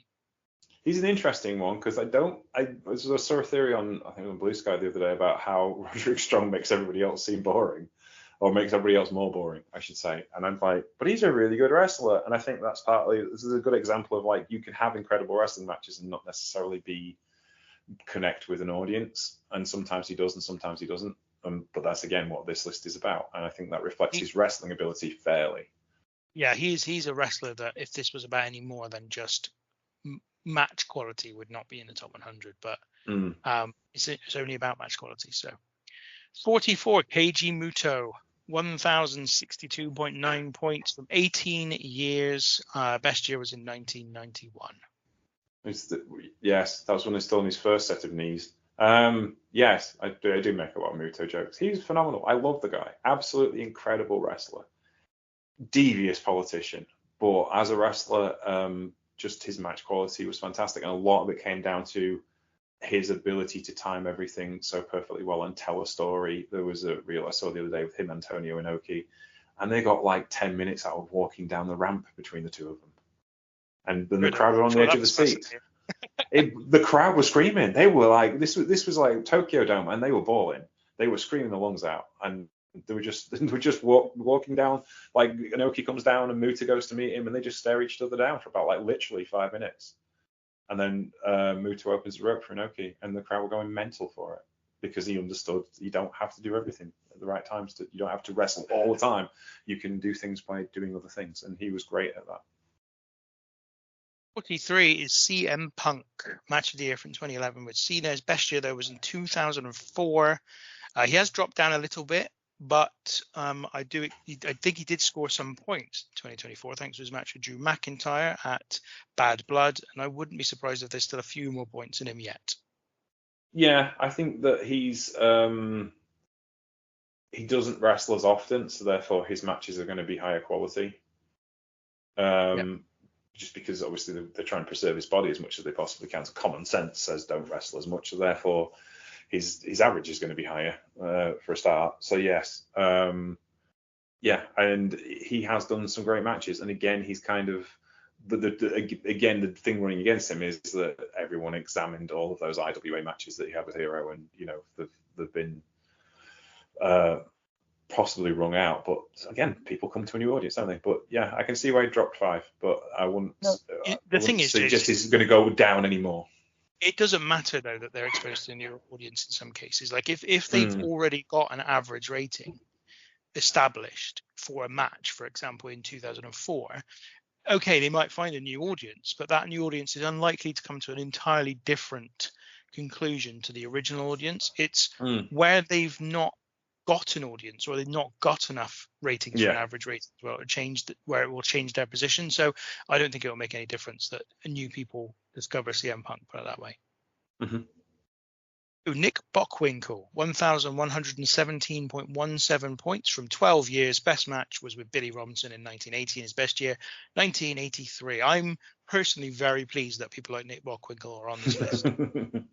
I agree with you. He was fantastic. Like he was the architect of world heavyweight champion. He was the guy you kind of imagined would be world heavyweight champion. And, the way he presented himself, the way he wrestled his matches, a fantastic heel when he needed to be, absolutely brilliant babyface. He was, again, another total package wrestler. And yes, I'm glad he's going up too. I can exclusively reveal that Lex Luger is not on the list, so there's not going to be another total package. Yes. 41 is Jushin Thunder Liger, 1,141.83 points across 18 years. Best year was 1990, and his best match, apparently, Naoki Sano from 1990 as well. He's going down, but most of his matches, well, this is a tricky thing. A lot of his matches were in the 80s, so I suppose there's a chance he might go up. There's a chance he might go up. I think, though, it's difficult because without knowing the exact content of what's available on New Japan World, for example, it's difficult to know. Like, I would think that most people who are kind of seeking out stuff from New Japan that would include Jushin Liger will be looking back at the Super J Cup and other junior heavyweight congregations rather than thinking of stuff from the 80s, for example. Yes, true. And there's also, he wasn't Jushin Liger then, he was still Fuji Yamada then. So that's not to say because they are the same person, but obviously there is a cachet to Jushin Liger, and New Japan have gone very out of their way to kind of like say, hey, no, Jushin Liger's Jushin Liger. I think just phenomenal wrestler, 11-time IWGP Junior Heavyweight Champion, the greatest junior heavyweight of all time, no arguments. 40 is Gunther. I did say there was one wrestler I thought might be slightly overrated as a consequence of the WXW lean. He's got 1,149.7.5 points. In fairness, most of his points are not from WXW, so I don't think it's a huge overrating, if I'm honest. His best year was 2018, and he did drop down a little bit last year. I don't think he had any absolute classics. Like he had done pretty much every year the previous 5. In fact, he scored loads of points when he was in NXT. So I don't think it's a huge overrating, but I do think he's kind of been lifted up a little bit by that bias. Yeah, I think so. Again, but another guy that's kind of grown up in public because obviously wrestled in WXW. So as far as cage match is concerned, he's grown up in public, even if the general wrestling fandom haven't necessarily seen him. But a phenomenal wrestler and incredible presence. I've seen him wrestle in Progress, and he was just a cut above. You could tell he was destined for greatness if he wanted it. And when he decided he wanted it, he got it, and that's well deserved. Yeah, he's been recognised as such as well. 39, Tetsuya Naito, 1,170 points, Best year was in 2017. His best match was against Omega in 2016. Is he on his last legs, James? That's the ultimate question. He knows he's on his last legs. He doesn't want you to know he's on his last legs, but he keeps having matches where he looks like he's falling apart. But a lot of that's intentional. To be honest, I think it's clear. Yes, I mean, essentially, he's in this tag team with Hiromu at the minute where Hiromu's wrestling around him, and Naito's happy to do that. But yeah, I think we've got some great stories to come out of Naito before he finishes up. But yes, certainly, I don't see him having any more classics. Unfortunately, he's not that kind of wrestler anymore, and that's fine because that's what's supposed to happen. He's just he lives on the ragged edge, and he's not supposed to be perfect. 38th is Katsuhiko Nakajima, 1,178.13 points from 18 years. Best year was in 2009. The adopted son of Akira Hokuto and Kensuke Sasaki. So he's surpassed both his parents. He uses Okuto's Northern Lights Bomb as a finisher and wrestling in GLEAT as UWF shoot style champion, even though he's not really a shoot style wrestler. Again, phenomenal talent and incredible presence. And again, I'm not seeing him have bad wrestling matches. Just really, really, really good. The 7th is Dory Funk Jr., 1,180 points. His best match was in 1979. Best year was 75. He had the match of the year in both 1970 and 1979. So pretty much dominant through the 70s. Yeah, and again, had a wrestling match last year. Now, what's he doing? What's he doing? Went to Japan. He said that's his absolutely last match, and I'm sure he had a wrestling match last year. It's like no, he had Ibn Anir had a death match last year, just to honor Terry. So yeah, he was absolutely a phenomenal wrestler. If you watch the shows, there's video I tape out there from the early 2000s where he was running the Funk Dojo for WWE. And even then, back in his late 60s, and he was training all these guys, and they were doing incredible work with him. And you could just go all day because that wrestling style he had was absolutely beautifully paced and meant he could just wrestle for days and never really got tired. And therefore, because of his style, it made it easy to get over into different NWA territories, because when he was a heel, he was considered a silent killer. And when he was a babyface, he was considered the best wrestler there was. So he was adaptable to the territory system better than perhaps anyone except Harley Race. 36 is Ricky Steamboat, 1,182.73 points. His best year was in 89, as was his best match, of course, with Ric Flair. Yes. Again, another wrestler who we saw the majority of his stuff, but I think some of his 70s stuff is probably due for reappraisal. Certainly the first time, early stuff I've seen of his was an Atlantic in 83, his tag team with Youngblood, yeah, which was absolutely fantastic. Wonderful tag team wrestling, funnily enough, against Briscoe Brothers an awful lot, not the original Briscoe Brothers. So yes, I think he could go up if the people go back into that early Mid-Atlantic stuff. And still, as I said, there's still scope for increased 80s representation as well, so that he could definitely still move up. Yeah. 35 is Bob Backlund. 47 places he jumped up thanks to the 80s representation, from 82nd place, 1,185.75 points. Best match was against Valentine in 1979. I think that is the 1 hour draw that they played out at Madison Square Garden. And his best year was also in 79. Much better than people remember him as, and was also a wrestler in the UWF in the 80s in Japan. And myself and Marcus looked at some of his matches from there, and the Japanese fans loved him. So there's probably stuff there that could also bump him up too. But I'm glad he's starting to be recognized for as good a wrestler as he was, because he was a guy who, again, was kind of Vince Senior's kind of guys, and they appeal to a certain audience, but equally that audience was probably a bit more general than even Bruno and Pedro Morales appealed to, if you see what I mean. 34th is Samoa Joe, 1,186.02 points. His best match against Kobashi in 2005, and his best year was in 2004, which is a really big year. 390 points in 1 year is very, very good.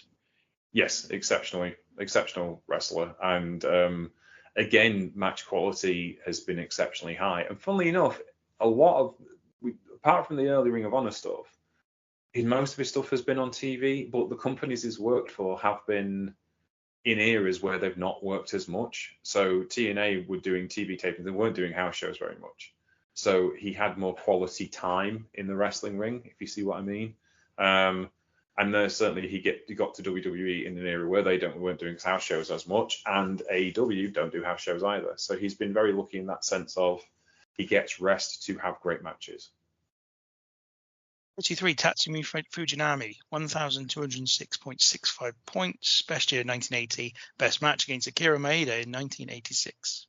Absolutely phenomenal professional wrestler. And just his level of presence, and was kind of the guy in New Japan for so long that they just kept feeding him incredible wrestlers to wrestle. And therefore his match quality is down to him, but also the fact that they just never had dance partners who were bad in that period. New Japan was so hot for like 15 years with match quality that he didn't really get to wrestle anybody who was terrible.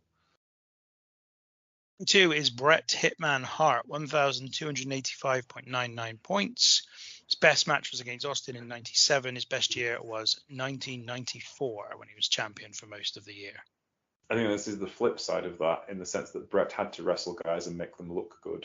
Yes. I think this is also a big impact on the rate on this system, is that it really matters who you're up against on a regular basis. Yeah. Like the same time as, for example, the Pillars in All Japan were fighting each other constantly. Bret was up against like Diesel and Sid and Jerry Lawler way after Jerry Lawler's peak. Like, he's just a different quality of opposition. Yeah, absolutely. 31, Naomichi Marufuji, 1,291.917 points. Best year 2006. Best match was also from that year against Kenta. Yeah, also retiring this year. I think there's rumours certainly that he might be retiring soon. Current vice president of Noah.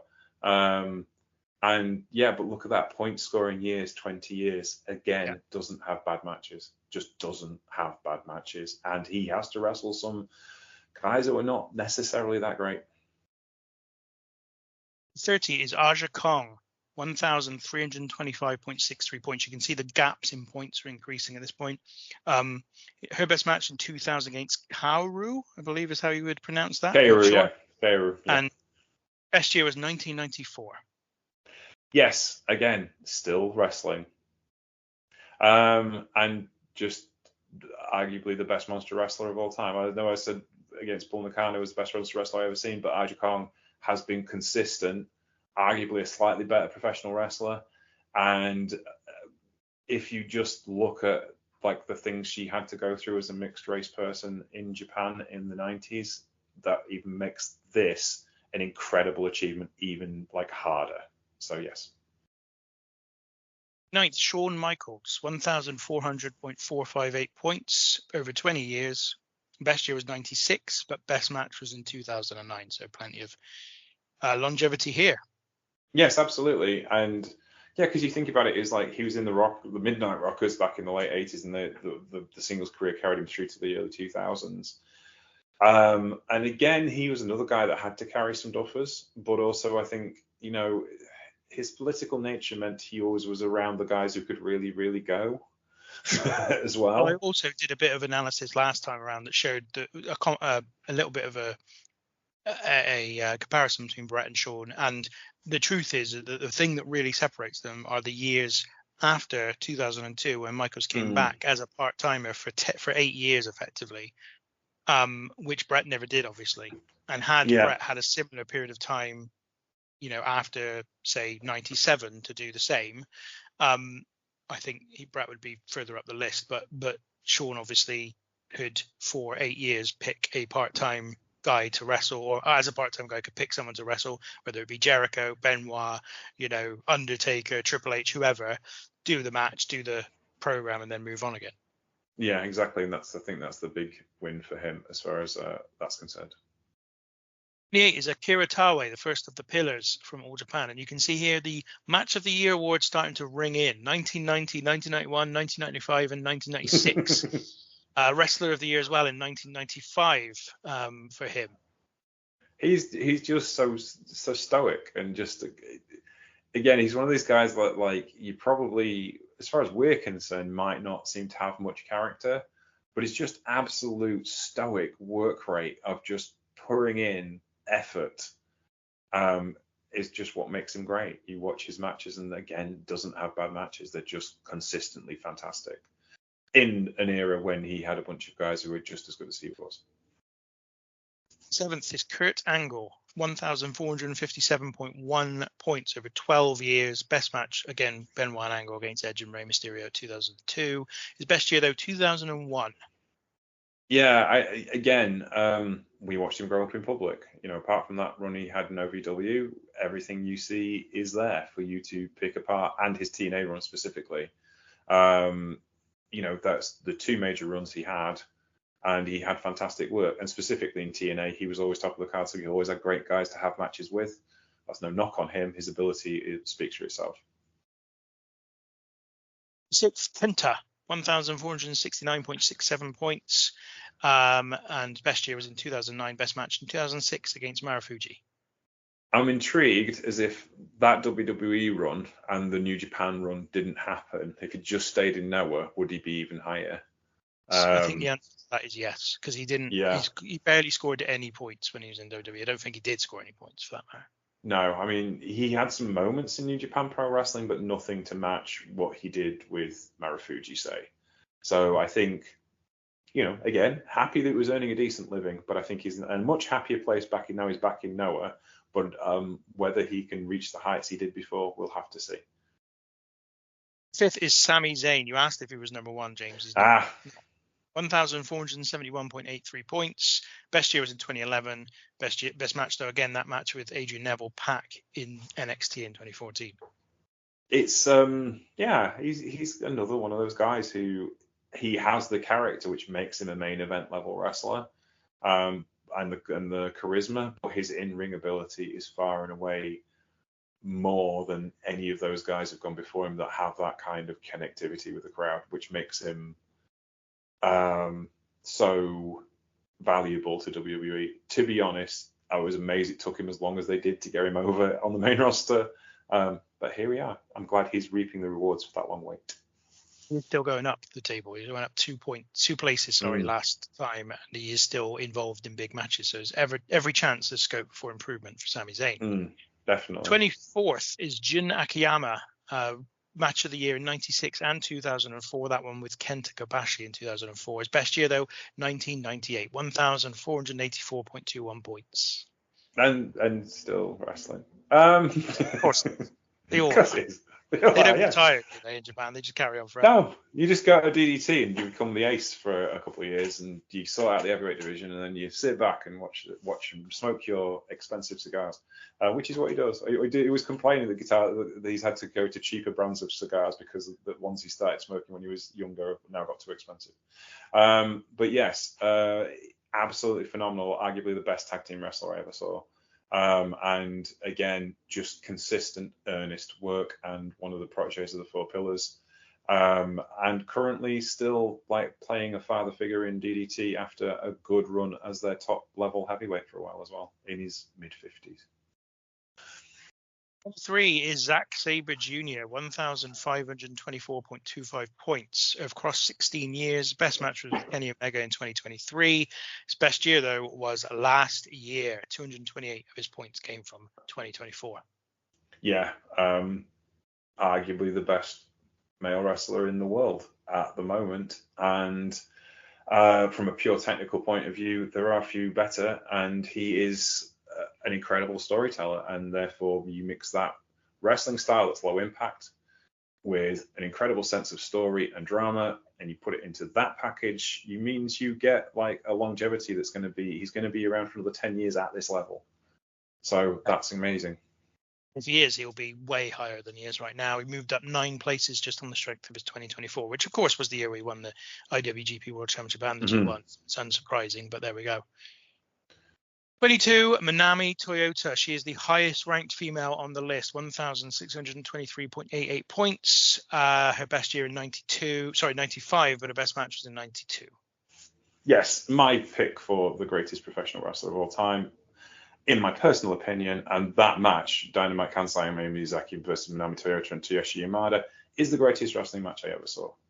And nothing's come close. She's that good. 21, Kota Ibushi, 1,645.83 points. His best match against Nakamura in 2015. He also had the match of the year in 2014, and his best year was in 2018. Yes, I think he is absolutely phenomenal, and his consistency has been great, but injuries have taken their toll, and I'm glad to see he's kind of calming himself down a little bit now. Though I haven't seen much of his work in the last year, now back being a DDT regular on and off. So yes, I'm not sure we'll get to see the absolute superstar he was 2 or 3 years ago, but certainly I think he's got some great matches left in him, just not in the same style. 20th is AJ Styles, 1,672.27 points. His best match was in 2005, that triple threat match again, but his best year all the way back in 2002. Yeah, I think, again, he's one of those guys, we watched him growing up in public because he was not very old when he first started with TNA, and we've basically seen his entire career, and he just, again, has, like the Samoa Joe thing, he's been in companies that have kind of concentrated on minimal work, and that's helped his career because, a guy who takes the risk he does to wrestle as long as he has is incredible. Phenomenal, if you will. I think you'll find as well, given how many years they have to have been in the scoring to be this high, that you'll have grown up with all these people. Like, these people will have all grown up in front of us. 19, Shingo Takagi, 1,704.53 points, 19 years of point scoring. Best year was 2021, but his best match 2019, still going. Yeah, slightly taking a little bit of a back step these days, but still not going too far away from where he has been in the past. So yeah, it's likely to get some bangers in yet before he's done, I think. 18, it's Chris Hero, perhaps the most surprising member of the top 20. I'm not sure. 1,741.98 points. His best year was 2007. His best match was 2002. But he also won Wrestler of the Year, I think, in 2014, according to this model. And I think what this can be put down to is the fact that Hero pretty much never went to a mainstream promotion for any length of time, which meant that his matches on the indie scene always remained important in the context of those promotions. Yes, absolutely. And absolutely a wonderful all-rounder who loved like technical wrestling and power wrestling as well. So as a result of that, I think he scores widely with a bunch of different people for different reasons. 17 is Kenny Omega, match of the year in 2016, 2017, 2018, 2023, 1,819.86 points in total. His best year was 2017, where he also had his best match against Okada. Yeah, obviously there is maybe scope because obviously his early stuff in DDT isn't as well known, though it's known amongst his fan base obviously really, really well. So, but again, I think he's going to get his most growth still ahead of him, depending on how well he depending on it. Yeah, that's it. So I think he's got options there to go up. But again, he's in a position of producing quality matches every time he goes out, and has had incredible dance partners to play with as well. Already from 2025, his match with Gabe Kidd is currently the top rated match of the year. Of course, there's a long way to go in the year, but there we go. It's going to be hard to top that one. 16, Chris Benoit, 1,873.43. Best year was in 2001. His best match was in 2002. I mean, again, this is not a list which is about character. That's what I'm saying. Yes, and again, he was an incredible worker. We're not endorsing him. And therefore his matches, which were also largely public, and high-profile events in Japan also help as well. Obviously, Best of Super Juniors in the early 80s and top of the Super Juniors tournament as well. Yes. 15th is Terry Funk. Matches of the year, 1976, 77, 79, 81, 1,964.42 points. 2 Wrestler of the Year awards. His best year was in 1981, and his best match was in 77 against Harley Race. Again, I think he's a wrestler that kind of fit into that territory system, and therefore meant he had to have different styles of matches with different people. He can have an incredible match with Atsushi Onita in Exploding Barbed Wire, but can do a punch kick match with Jerry Lawler and get the same response. So He obviously has mass appeal, was genuinely a nice guy, and was really interested in the growth of the industry. So I think that probably favors him too. 14th is Tomohiro Ishii, 1,967.68 points. His best year was 2014. His best match was that year as well against Kota Ibushi. Again, just iron will keeping you moving forwards. I think that's it. Tomohiro Ishii is absolutely fantastic, and he has great matches still to this day, even if he's in a different gear in his career. I just loved his tag team with Willow Nightingale, and I wish they were in World Tag League, but they didn't do it. It's a shame, absolute shame. 13 is Stan Hansen, 1,983.33 points. Best year in 1980. Best match 1988 against Tenryu and Kawada alongside Terry Gordy. Again, Hansen kind of was in the position of, he does have great matches in his canon from North America, but obviously the majority of the work we know him from is All Japan Pro Wrestling. And I think a lot of that is down to, again, great tag team partners. Gordy was fantastic, and Tenryu was fantastic before him, and obviously Bruiser Brody was incredible as well. But also great quality of opponents, and 2 weeks on, 2 weeks off, which was the formula for All Japan booking back then. So he got plenty of rest and went and kicked ass, as only Stan Hansen could. Of Giant Baba, matches of the year in 64, 66, 67, 68, 69, 72, 2,127.83 points. His best year was in 1969. His best match 1968 against Bruno Sammartino. 4 Wrestler of the Year awards. He was an incredible wrestling mind and incredible wrestling talent, and people forget that because they just see this big guy. Funny-looking man. Yeah, and it's like, but he had all of those skills, learnt under the best, learnt under Ricky Dozan, who fed him the top guys to make sure he got better. And as he wrestled these top guys, he couldn't fail but get better. He was the man. He was what John Cena was to 2000s WWE. He was the perfect wrestler for that audience at the time, and knew how to get the best out of it. Number 11, Antonio Inoki. Another man, matches of the year, 70, 71, 73, 75, 84, 2,173.73 points. Best year was 74. Best match against Billy Robinson in 1975. Again, I think Inoki's fantastic and a wonderful wrestler, incredible presence, but there's a lot of cult of personality going on with Inoki, who handpicked his best opponents, obviously, because he was the head of New Japan Pro Wrestling. But he had an incredible mind for wrestling, just like Baba did, because he learnt under the same regime, and once he was free of that, he was able to exploit it to the best of his abilities. Okay, so James, we're going into the top 10 now, and I hope you're suitably excited for this. I am, very much so. It's pretty big. So number 10, Hiroshi Tanahashi. 1 Wrestler of the Year award, 2 Second Best Wrestlers of the Year award. His best match ever was with Okada from 2013, and his best year was also from 2013, 2,366.67 points. He had the best matches of the year in both 2012 and 2013. The credentials are stacking up now at this point in the list. Yes, and he has more or less 11 months left to try and top that. In fact, as we're recording this, he has probably his last IWGP Heavyweight Championship shot tomorrow morning, UK time. So, I don't mean to be mean, but after his last match, I have a feeling we're not quite the bangers we used to in the IWGP Heavyweight Championship match, because Togi Makabe ran rings around him, and that's worrying. So I thought it was a very, very poor match in general. Yes, it was. It was just like, how the mighty have fallen. But yes, it's fine. It's to be expected, though, right? It is. Yeah, that's it. It was supposed to be a bit of hey, let's have an old-fashioned set to celebrate our careers together, and then some tripping and other things happened that were unpleasant. But yes.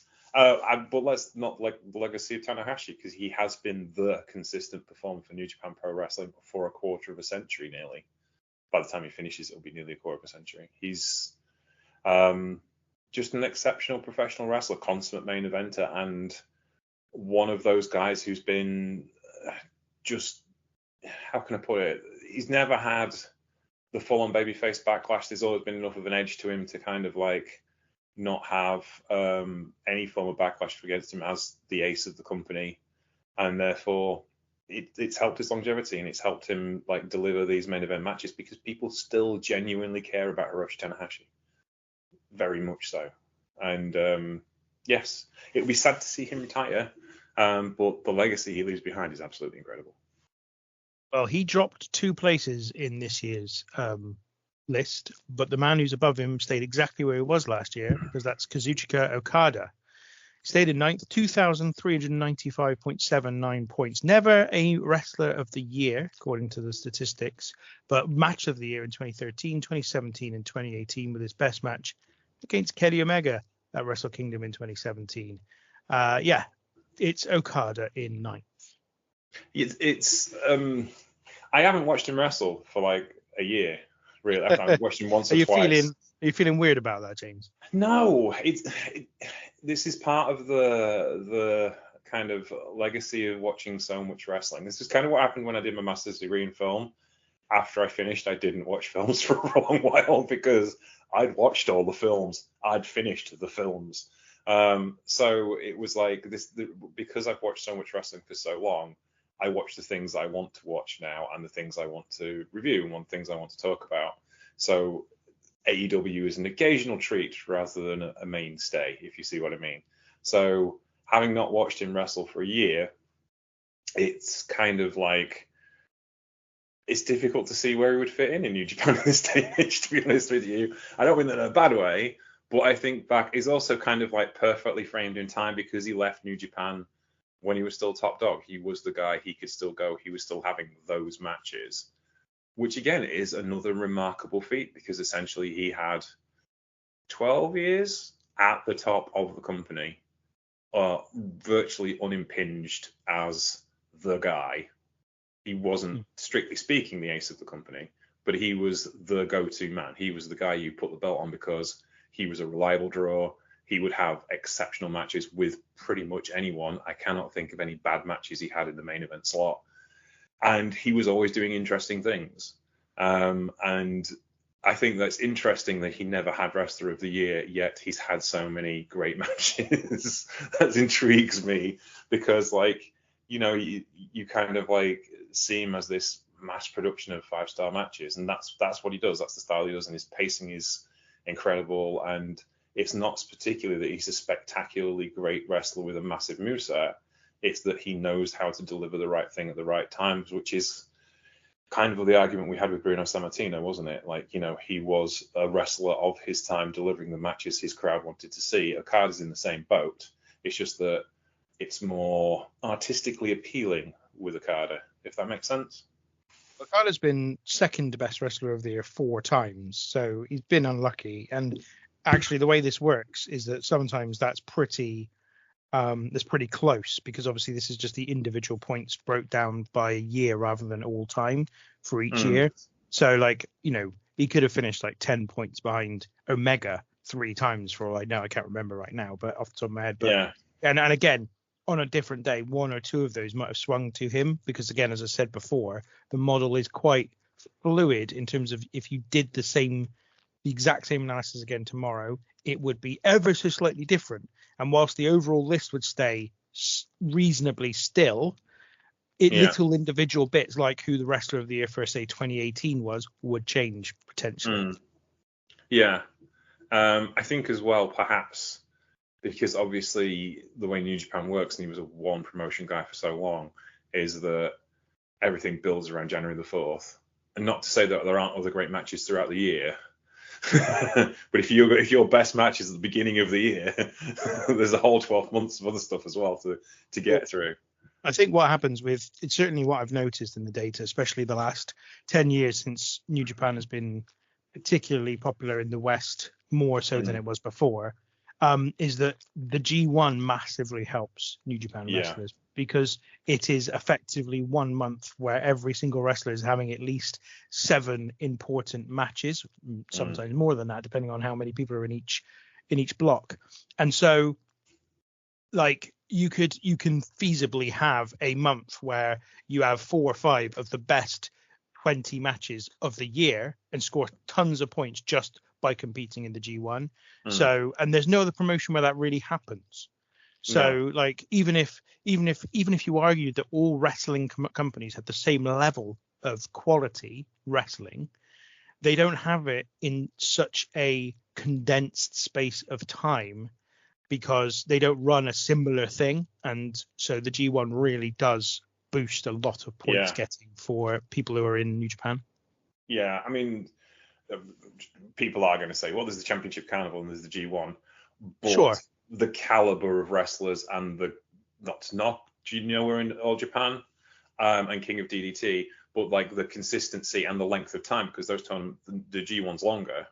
And they're also not as visible. So more people rate these matches as well. So even if they're as good, again, New Japan has these sort of dual advantages that the North American companies don't do those kind of court tournaments, and the other Japanese companies don't have as much eyes on them, and therefore not as many ratings. Yeah, they are out there, but they're not as embedded in wrestling culture in this day and age.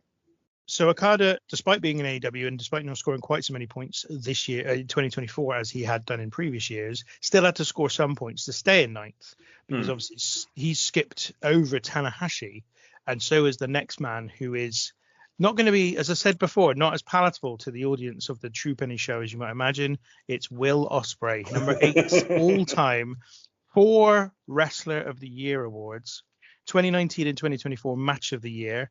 I've put his best match here as Shingo Takagi, the match against Shingo Takagi in 2019, but I can't remember what his 2024 match was now off the top of my head. Possibly the one against Bryan Danielson. Can't remember. 2,532.92 points over just 11 years, so not that many years either. As I said, he's moved up to 2 places. In 2024, he had his best ever year as well, 516.71 points. And I'll be talking more about that after we've completed our list. Okay. I haven't watched the Ospreay match in about 2 years. I think the last week the Ospreay match I actually was in person because I was at Wembley to watch the match with the Canadian gentleman, Mr. Jericho. That was the last match I really paid attention to, I think. So it's difficult for me to say, but I think as well he's got how can I put this? His style matches everywhere he's been. Like we talked about, like obviously Okada is adaptable to any promotion, but generally speaking, his style is born of New Japan Pro Wrestling, and Bruno and Bob Backlund and people like that are established within their companies. But I think with Ospreay, his style is adaptable to popularity in the companies that he's worked in. Anywhere, he's popular in the UK with Red Pro and Progress, popular in Japan with New Japan, and with AEW now. So again, he's a wrestler of his time, but it's an adaptable style that fits with numerous different approaches. Yeah, well, we'll leave the Ospreay talk there because I do have something to talk about him specifically after the top 100 when it comes to this list. So we'll talk about him in more depth then. Yes. Number 7 is Genichiro Tenryu. 1988, he had the best match of the year alongside Kawada against Stan Hansen and Terry Gordy. His best year was the following year, 1989, with 334.75 points. He has 2,638.68 points overall from 27 different years. Wrestler of the Year once, obviously that being in 1989. He stayed exactly where he was on the list last time as well. Yeah, he was phenomenal. And I think as well, like Tenryu, obviously he was a product of Baba. So he had he was the first generation of All Japan wrestlers that really went through the King's Road system. So this was the amalgamation of the Triple Crown and, the idea of the way King's Road wrestling works of building stories around in matches around how inexperienced or how like the disadvantage of one wrestler has to put more moves together to beat the other guy. That's how King's Road works essentially. So he was the kind of like the protege, and he was also kind of like the guinea pig. And he had all these great guys to work with in All Japan, and then they break off and go form World SWS, that's it, Super World Sports to start with. And all kinds of different other promotions as well, or that's at it. least names. They might have been the same promotion, but Yes. names. Yeah, Super World Sports, and he gets the help of Vince McMahon, so he's got a pool of American talent to wrestle, and he wrestles Hulk Hogan in the Dome, and all of these things. As a guy who was like, eventually you go to War and Wrestle of Romance as it was known, and just War, and then Tenru Project in the end. But he because he was a guy who controlled his own destiny and was on top of the card and was slightly ego-led, let's say, he was able to kind of pick and choose the best matches he could possibly have, which helps, obviously.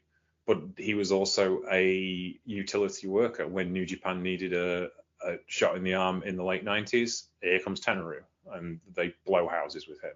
And when Motoko Baba needs a stable champion, she does the unthinkable and invites Tenru back, and he again spends a year as Triple Crown champion, rights the ship, goes off into the sunset, exceptionally well paid for some phenomenal matches.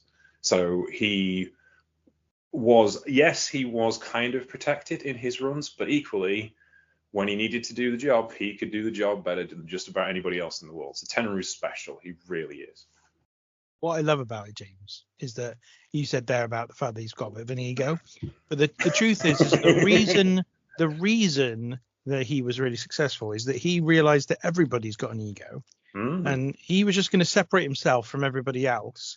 And then when all the discord happened, when all the splits and the exoduses happened from the various companies, he just mopped up.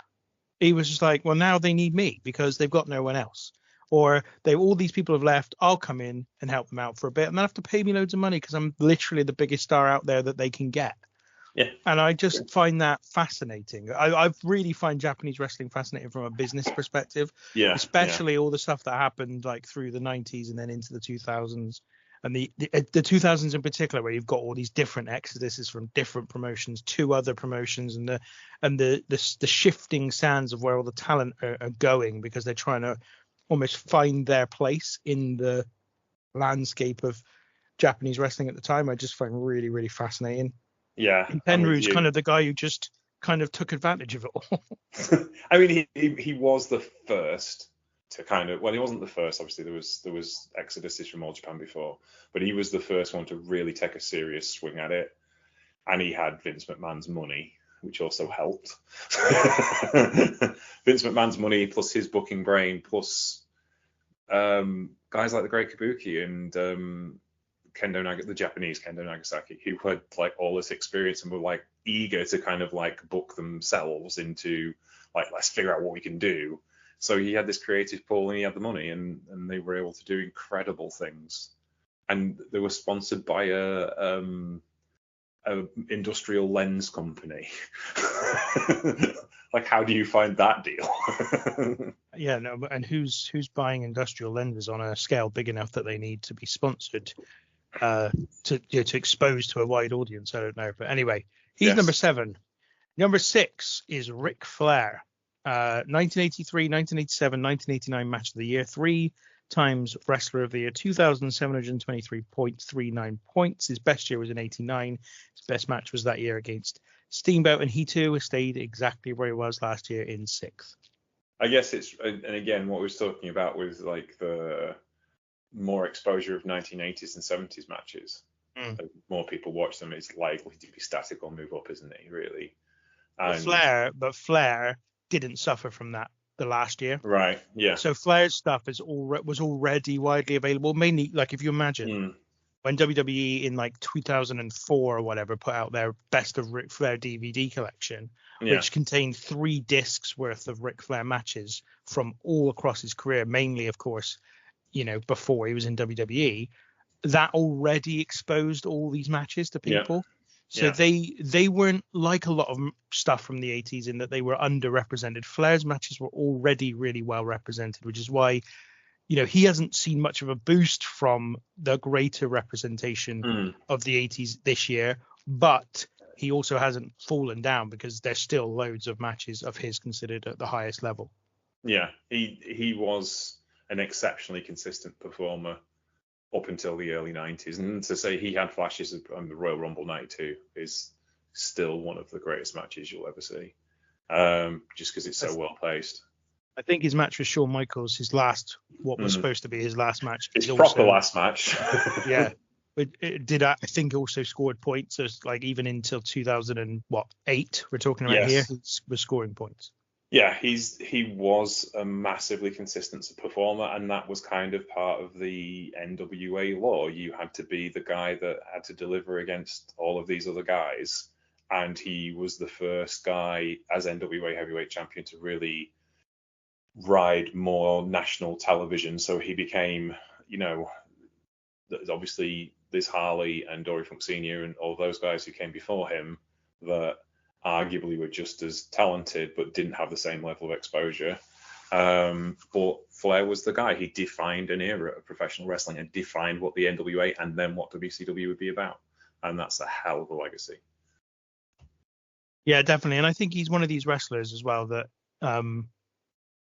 we kind of his talent and the reasons for him being on top were different to the reasons wrestlers are on top now.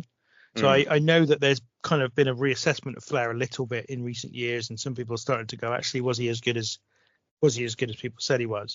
But again, I think the reason why people thought of him as being so good was the fact that not only was he super consistent over a very long period of time, but also because he was, his peak of his career came during the sort of still vibrant territories age.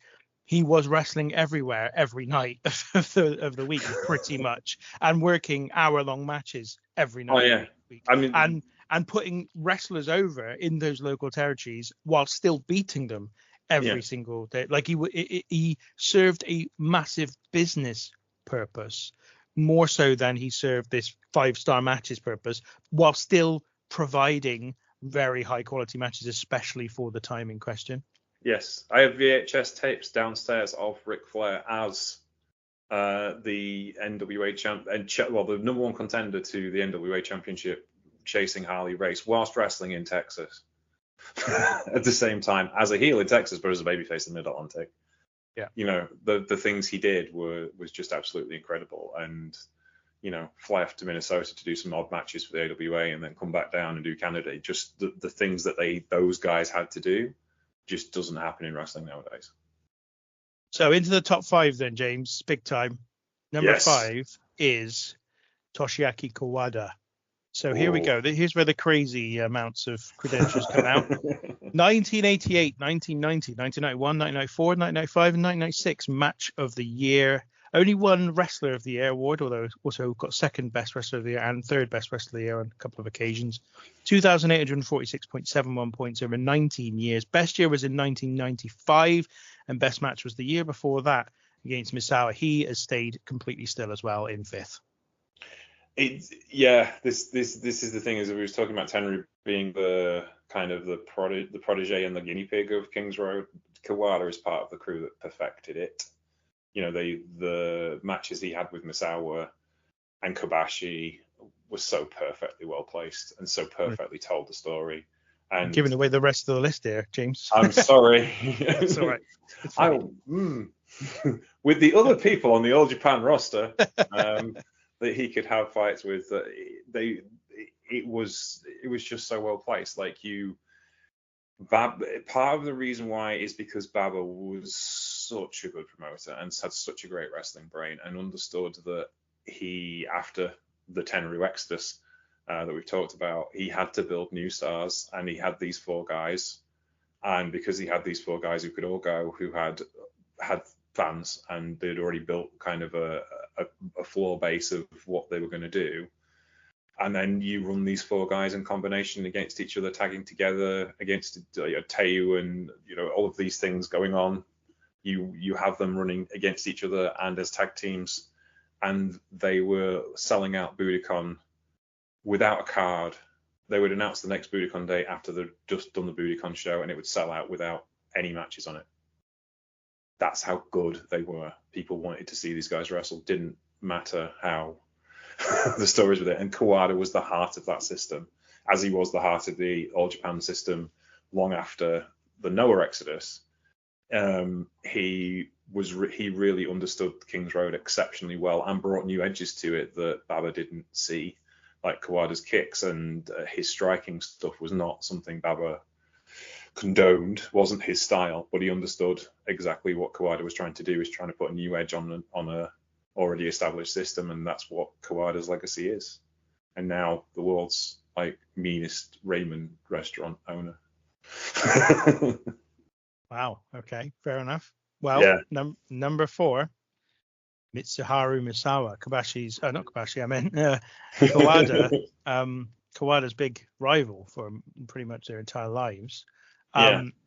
Talking about credentials, so matches of the year here: 1990, 91, 94, 95, 96, 97, 98, 99, and 2003. 3 Wrestler of the Year awards, 2 second places, and 3 third places.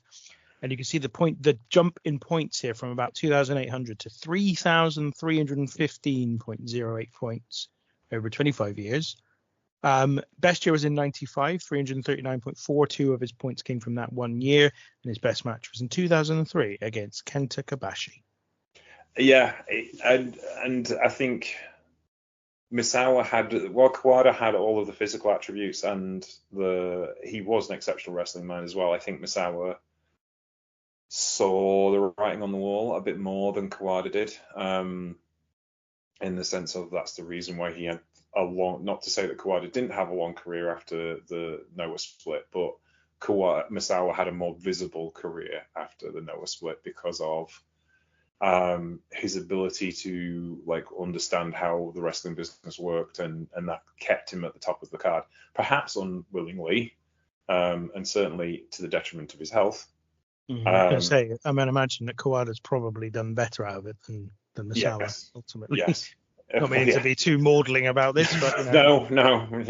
This is the thing. It's like with Misawa is like, again, it's like he's a guy who did so much just for wrestling fans and just loved wrestling and clearly enjoyed wrestling more than anything else and wanted wrestling to be as amazing as it could be and did his level best to produce that. But there's a price in that. And he paid the ultimate price for it, which is horrible. And that's something we have to remember as wrestling fans. But his body of work is just utterly thrilling from top to bottom. And you just look at this guy and you think, even when he takes the tiger's mask off. For those of you who don't know, he was Tiger Mask 2. When he takes Kawada takes the tiger's mask off of him, you just think he's just this guy.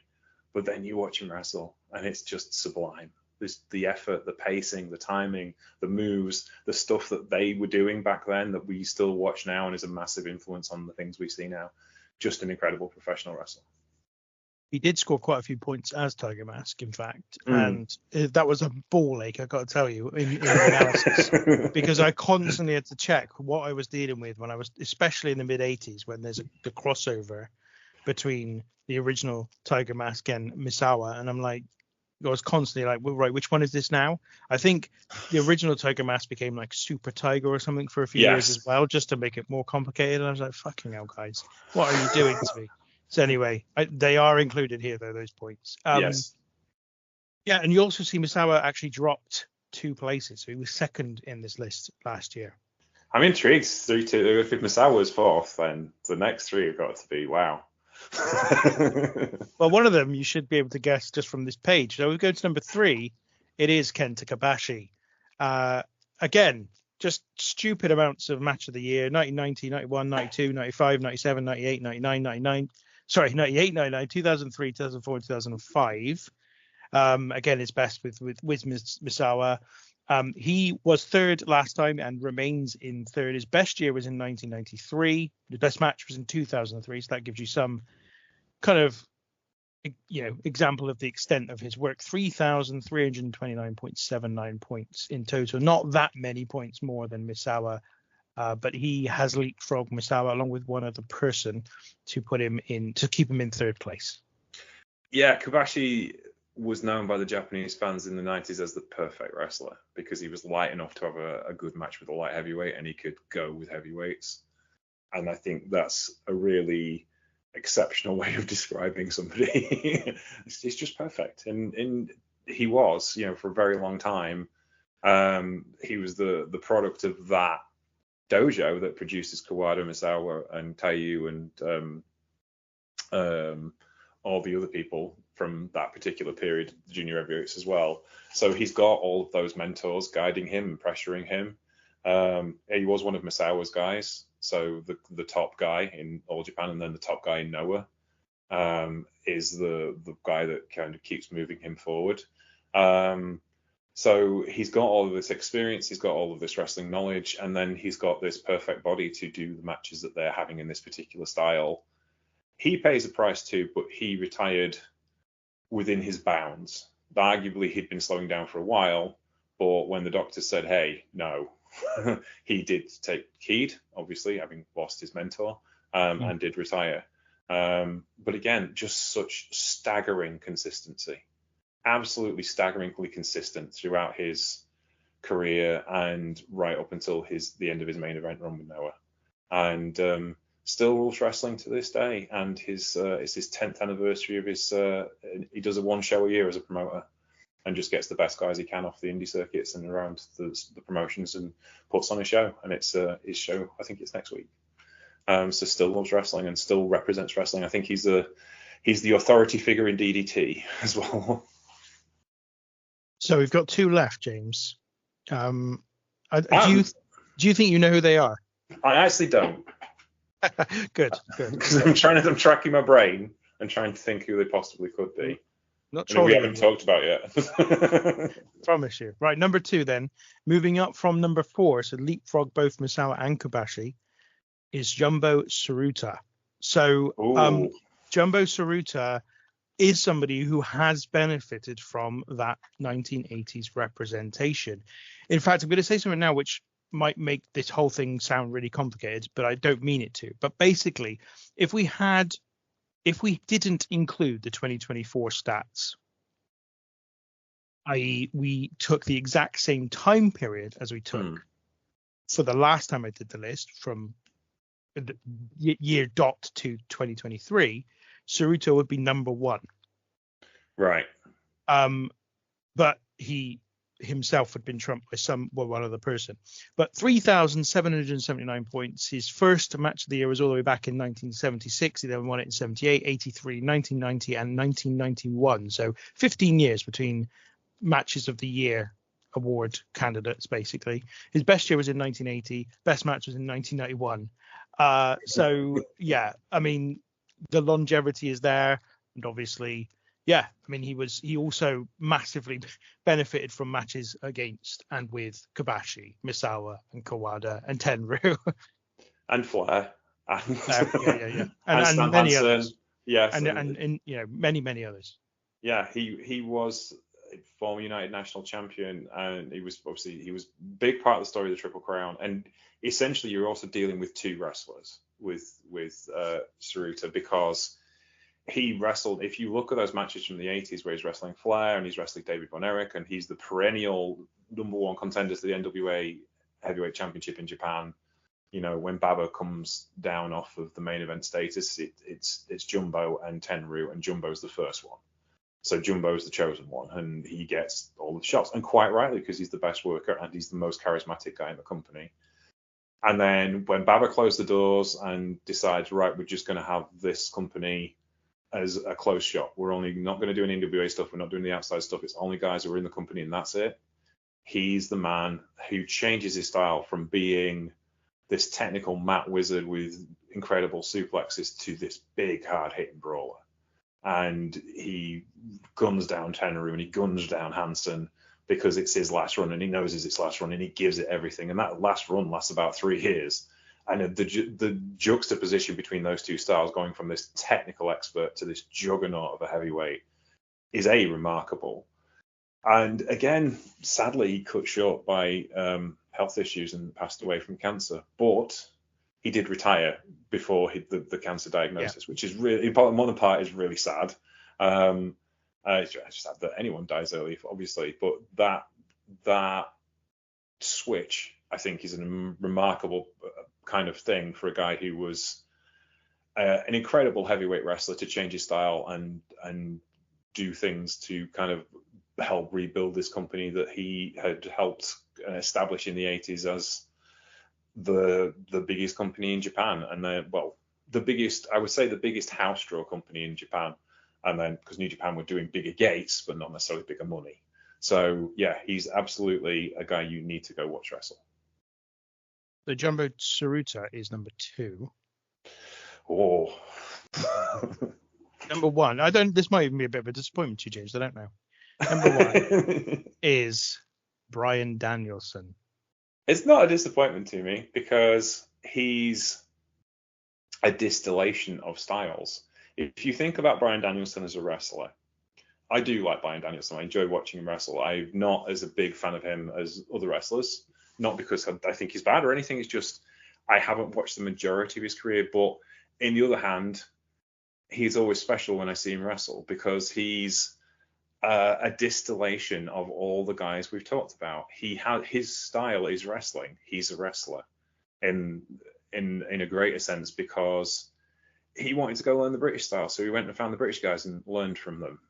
Like Chris Hero did, like Colt Cabana did. He's one of those guys. He's an American indie guy because he ruled the indies for 15 years. He's a guy who can wrestle in any style. He's got all of that stuff, the Japanese stuff that he did, the kind of he learned how to do to become this better wrestler. He is we always said the complete package, but he's the guy who's literally absorbed every wrestling style you could possibly imagine, and not only does it as well as anyone has done, he does it as well as the guy who originated it. Like you watch all of the Johnny Saint stuff he does, like the Lady of the Lake and the reversals and the escapology wrestling. It's just as good as Johnny Saint and George South did back in the 60s and 70s.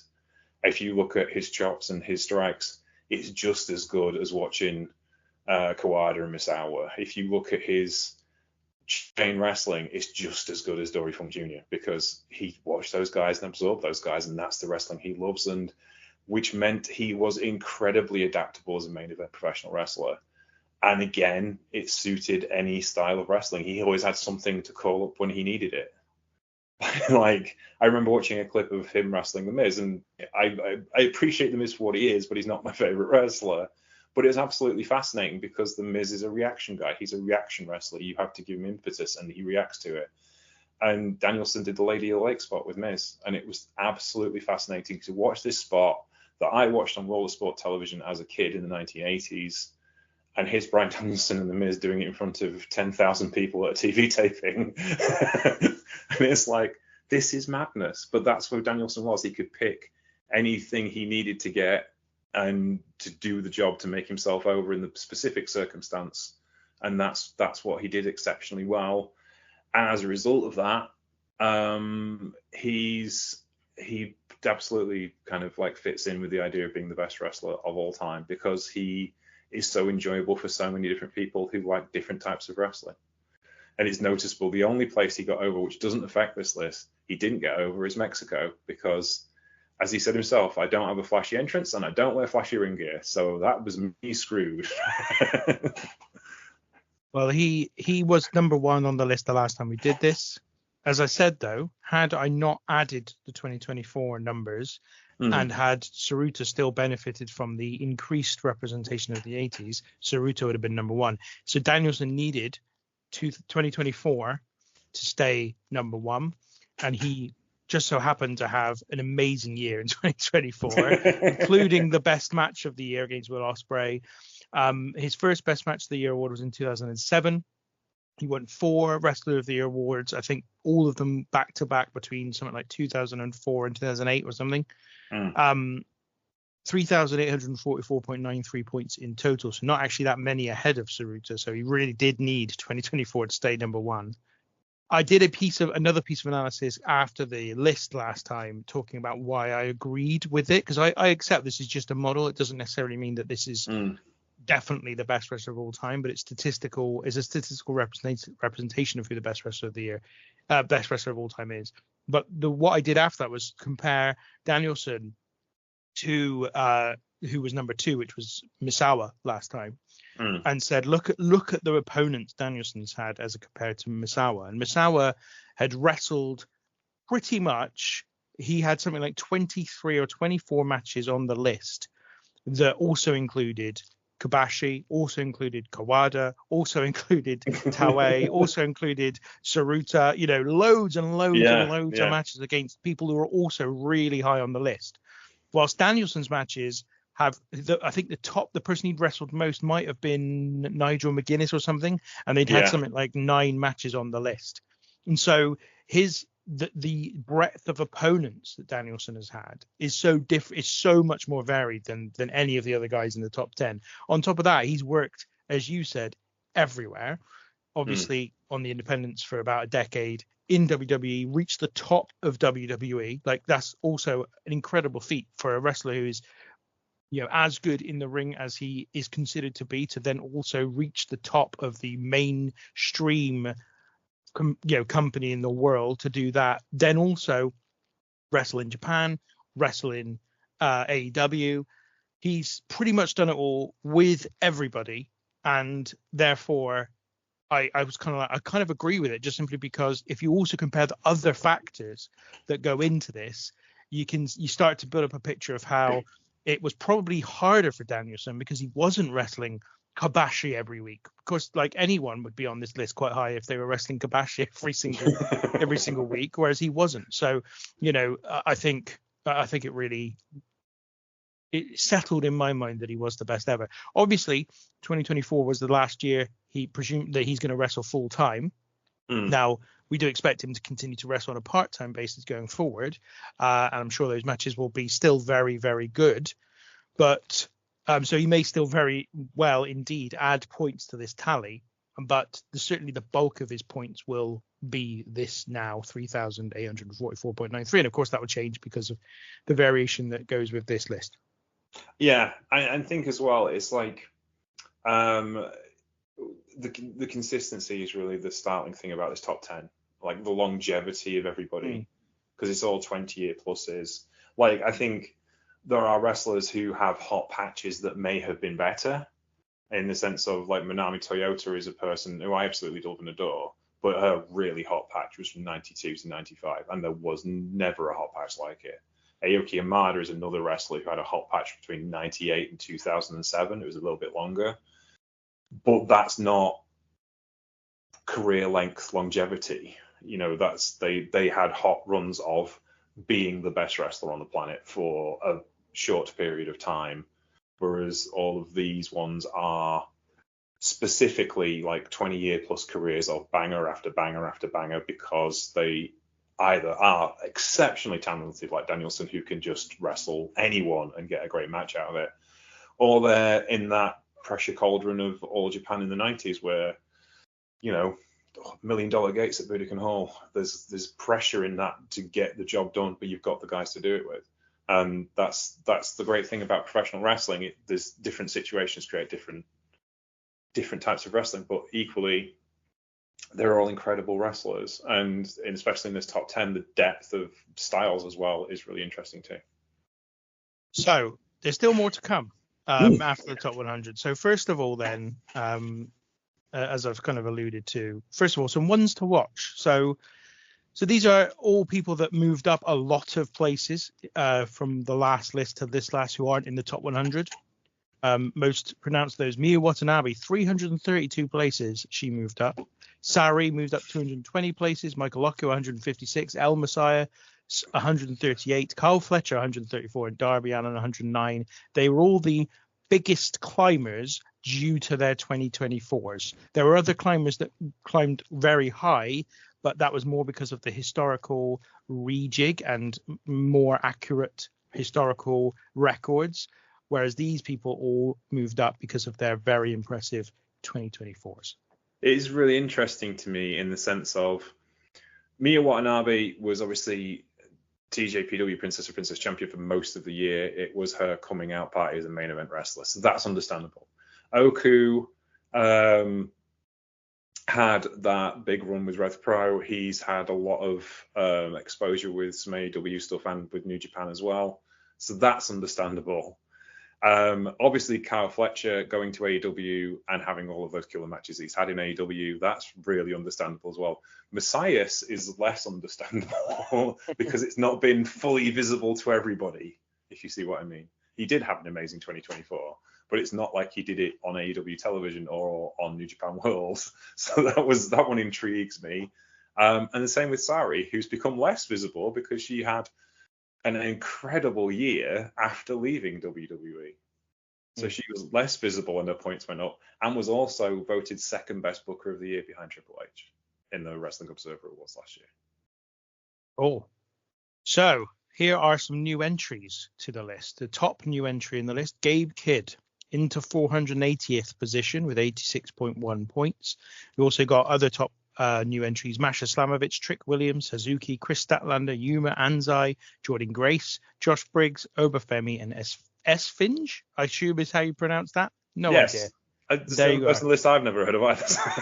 Yeah, 1,027th they've gone into, 19.85 points. But these are all the new entries. Basically, they had no points prior to 2024 and now have points. Gabe Kidd, obviously the most pronounced there, and undoubtedly will rise heavily the next year I do this, because already he's had one of the matches that will be in the top 10 matches of the year against Kenny Omega early in the year. Yeah, Masha as well will do, because she's just started as TNA Knockouts champion. But then again, she's done an awful lot of GCW stuff, and she's kind of a GCW mainstay. It'll be intriguing with the relationship TNA has with WWE, how much more exposure she'll get this year. And certainly, obviously, the Jordan Grace numbers reflect that, because she had such a great year in TNA and WWE last year.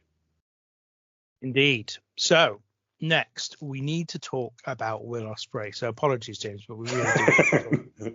Because you know what? You were right. You were talking about the top 10 and the consistency and the amount of years they've been on top. But they're all 20 plus years of point scoring. Actually, their careers have been longer than that, but those are the number of years they've scored points. Will Ospreay, however, has only scored points in 11 years, and he is already the number 8 best wrestler of all time, according to the statistics. So that's why we need to talk about him. And here we go. So I've got some more specific things to talk about. In particular, the best years of all time. So I've got a little list here of the top 10 years of all time by any wrestler. So effectively, you got from number 10, Ric Flair in 1989 scored 379 points. Samoa Joe in 2004, 390.67. And you've got 4 of Bryan Danielson's years in the top 10 years of all time. He's 7th, 4th, 3rd, and 2nd. Those are the years between 2006 and 2009. But right at the top of the list is Will Ospreay's 2024, which is the single best year any wrestler has ever had statistically, with 516.71 points. It's not even a little bit the best. It is blown away by far the best year. Now, again, all of this is from his stuff in AEW over the course of the year. I know that Dave Meltzer commented recently that Will Ospreay had one of the best years of all time. The statistics bear that out. Will Ospreay, according to my model, had the best year anybody's ever had last year. So, first of all, that's pretty insane and incredible. Next up, we've got where his points per year are as compared to the rest of the top 20. Okay. Yeah. So I've plotted out basically the points per year they've got on average and the position they are in the list. And Will Ospreay is easily the highest points per year of all of the top 20. He's got something like 225 points on average per year. For comparison, Bryan Danielson's about 190 points per year. So Will Ospreay, again, is in a class of his own in this respect. Then, can Ospreay be number 1 in the future? So this is what I wanted to reason I wanted to talk about Will Ospreay. So Ospreay is roughly 180 points off of the pace of Danielson at this stage in his career. So he's in the 14th year of his career, Will Ospreay. Okay. When Danielson was in his 14th year, he had 180 points more than Ospreay's currently got. But Ospreay's recent trajectory is actually improving, whereas Danielson's leveled off at about the 11th year in his career. In fact, from about the 14th year to the 21st, 22nd year of his career, he was in WWE. And in WWE, you don't tend to score anywhere near as many points. It's just the way it goes. Whereas obviously Ospreay's not gone to WWE. He's in AEW, which does tend to have significantly more point scoring. And if Will Ospreay can continue at the pace of his current average, which would be amazing because it is the best of all time, so it's unlikely he'll be able to do that. But if he can, it'll still take him to his 19th year to surpass Danielson's total, which is, and that is in 2030. That would happen in 2030. in every way, this is a possibility. I'm just highlighting it because, I thought this was the big talking point coming out of the list this time. Because Will Ospreay's year was so phenomenally good, at least, again, statistic-wise, there is a real chance that he is one day number one. Yes. The issue becomes longevity in the sense of, compared to the other people on the top 10, he has the most high-risk style as a flyer. And that's, I absolutely do not wish him any harm or ill, don't get me wrong. But that is wear and tear on joints, and also as he gets older, he can't do those things. It just can't. There comes a point where you have to change your style, and it's if he can adapt his style to kind of gain that, to keep that momentum going is the bigger issue. Is in the sense of, we talked about Zack Sabre Jr., but Brian Danielson's another kind of case in point. Danielson's probably taken some big bumps that he probably shouldn't have done. But generally speaking, I think he said back when he was WWE champion, he thought, I'd just like to wrestle like Dory Funk Jr. for the rest of my career, because I could do that all night for as long as I wanted, and it would be no harm and no one would get hurt and everything would be perfect. But that's not the way modern wrestling works. And I think that's the bigger issue as far as he's concerned. But again, he has a match kind of style that suits the audience that he's got. In one sense, it's far better suited to AEW than it is to New Japan Pro Wrestling, because of the way it's kind of shock and awe wrestling, and that kind of suits that crowd a lot better in many respects. Not to say that he wasn't beloved in Japan. But yeah, I think there is obviously the money comes a calling for WWE, but it's arguably to say that AEW probably paying more to do less work. Though it's getting even now. They're not doing as many house shows as they did in WWE because it costs too much money. So yeah, it's dependent on if he stays, where he goes next, or if he just stays in AEW forever because the money's so good. That's the key. I think that's the key thing. The factor as was with Danielson, if he goes somewhere else where match quality is less of an issue and story is more of an issue, then that might have an effect on his overall performances. Or also, he's in a conductive place where he also had top-notch opposition all the way through his career. Once he got to Japan, obviously, there's Tuesday nights in Reading when he was an indie wrestler that perhaps were not perfect conditions for a great wrestling match. But equally, as a junior heavyweight, he was part of the best junior heavyweight crew that's come along in 20 years in New Japan Pro Wrestling. He was a contemporary of Desperado and Hiromu Takahashi and those guys. And then he moves to the heavyweight division, and it's the golden era of heavyweight wrestling in New Japan Pro Wrestling. Okada and Omega and Ibushi and all those guys. So he's had consistently great competition as well to have those great matches with. But yeah, I think that's my takeaway is he can absolutely be the greatest of all time on your model if the consistency can come there from staying fit and his quality of opposition. Yeah, absolutely. And that, it is an aggressive average that he set, and I don't see it being maintained. But given that he just did over 500 points in 1 year, he doesn't need to even hit that. And he could hit half of that for the next 3 years and still be on target to do, to actually get to the number one spot. So we'll keep an eye on that in future years. But there is a real chance. And basically, Will Ospreay at this point in time is the only wrestler that's in any way has a chance of one day being number one who is currently active. Now, other wrestlers might emerge in the next couple of years. Takeshita, for example, is on an early trajectory that puts him quite high, but it's not over enough years yet to prove that. Whereas Ospreay's the only one within touching distance of being a possibility at this point in time. It takes a lot to move the needle in this model because it's based over such a long period of time. Yeah, and it's like I said with Hamada and Benami Toyota and a few other wrestlers as well. A hot run for 4 or 5 years doesn't necessarily mean a hot career for 20 years. No, absolutely. Yeah. So moving on, there's still a bit more. So next up, I've got a little bit of the next 100 wrestlers on the list. So here they are, all listed. I'm not going to go through them all, but well, I'm tempted to be honest. But you can pick out some various different bits. So for example, you've got Rob Van Dam, who just missed out at 101. You've got Andre the Giant, who was 105. You've got Lou Thez, that was 108. And again, he may continue to rise if the representation of earlier years does increase, possibly. Dusty Rhodes, 112.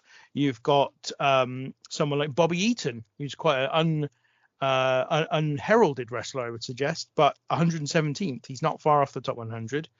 John Moxley, 121. Sting, 122. Piper, 127. You have got Ricky Morton at 133, Kushida 137, Davey Boy Smith 139, and the list goes on, all the way down to 200. Tyler Bate, not too badly for himself. Dean Malenko only makes 195th. I don't know why that stood out to me, shocking. but I think the thing is once again, even here, this 100 wrestlers are incredible array of talent. Yeah, and so I kind of wanted to include this slide, and it will be obviously easier for people who watch the visual kind of side of this podcast.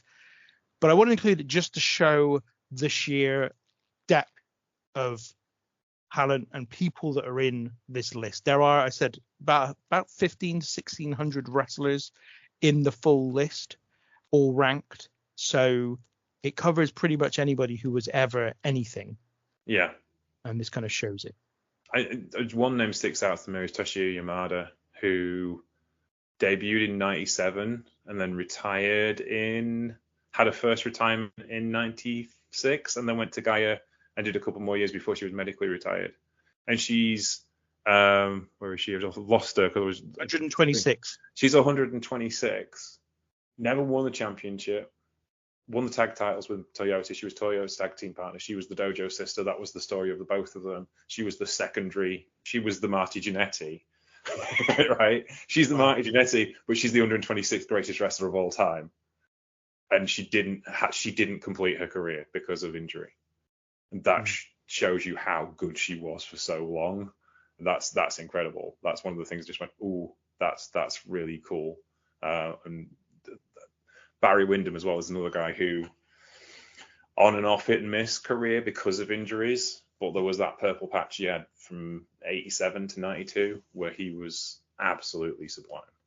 And the DVD we're talking about, he had those matches with Flair, the TV tapings and the matches with Flair in 87, and he was just absolutely incredible wrestler back then. But again, all that work in that short period of time, not the full longevity of his career. Indeed. And then we've also got some others. So the list of loads and loads of. You talked about the Miz earlier on, James. He's 618th on the list. Oh, wow. Time. There you go. Just 9 places above Brutus the Barber Beefcake. But both above Lance Storm. So there you go. There is something to be said for the fact that there is some wrestlers who are slightly overrated, and this statistical analysis proves where they are. Bobby Heenan is the 606th best wrestler of all time, by the way. I think, I know it might not be palatable to some people, indeed even to myself, but I believe Vince McMahon is in this list somewhere.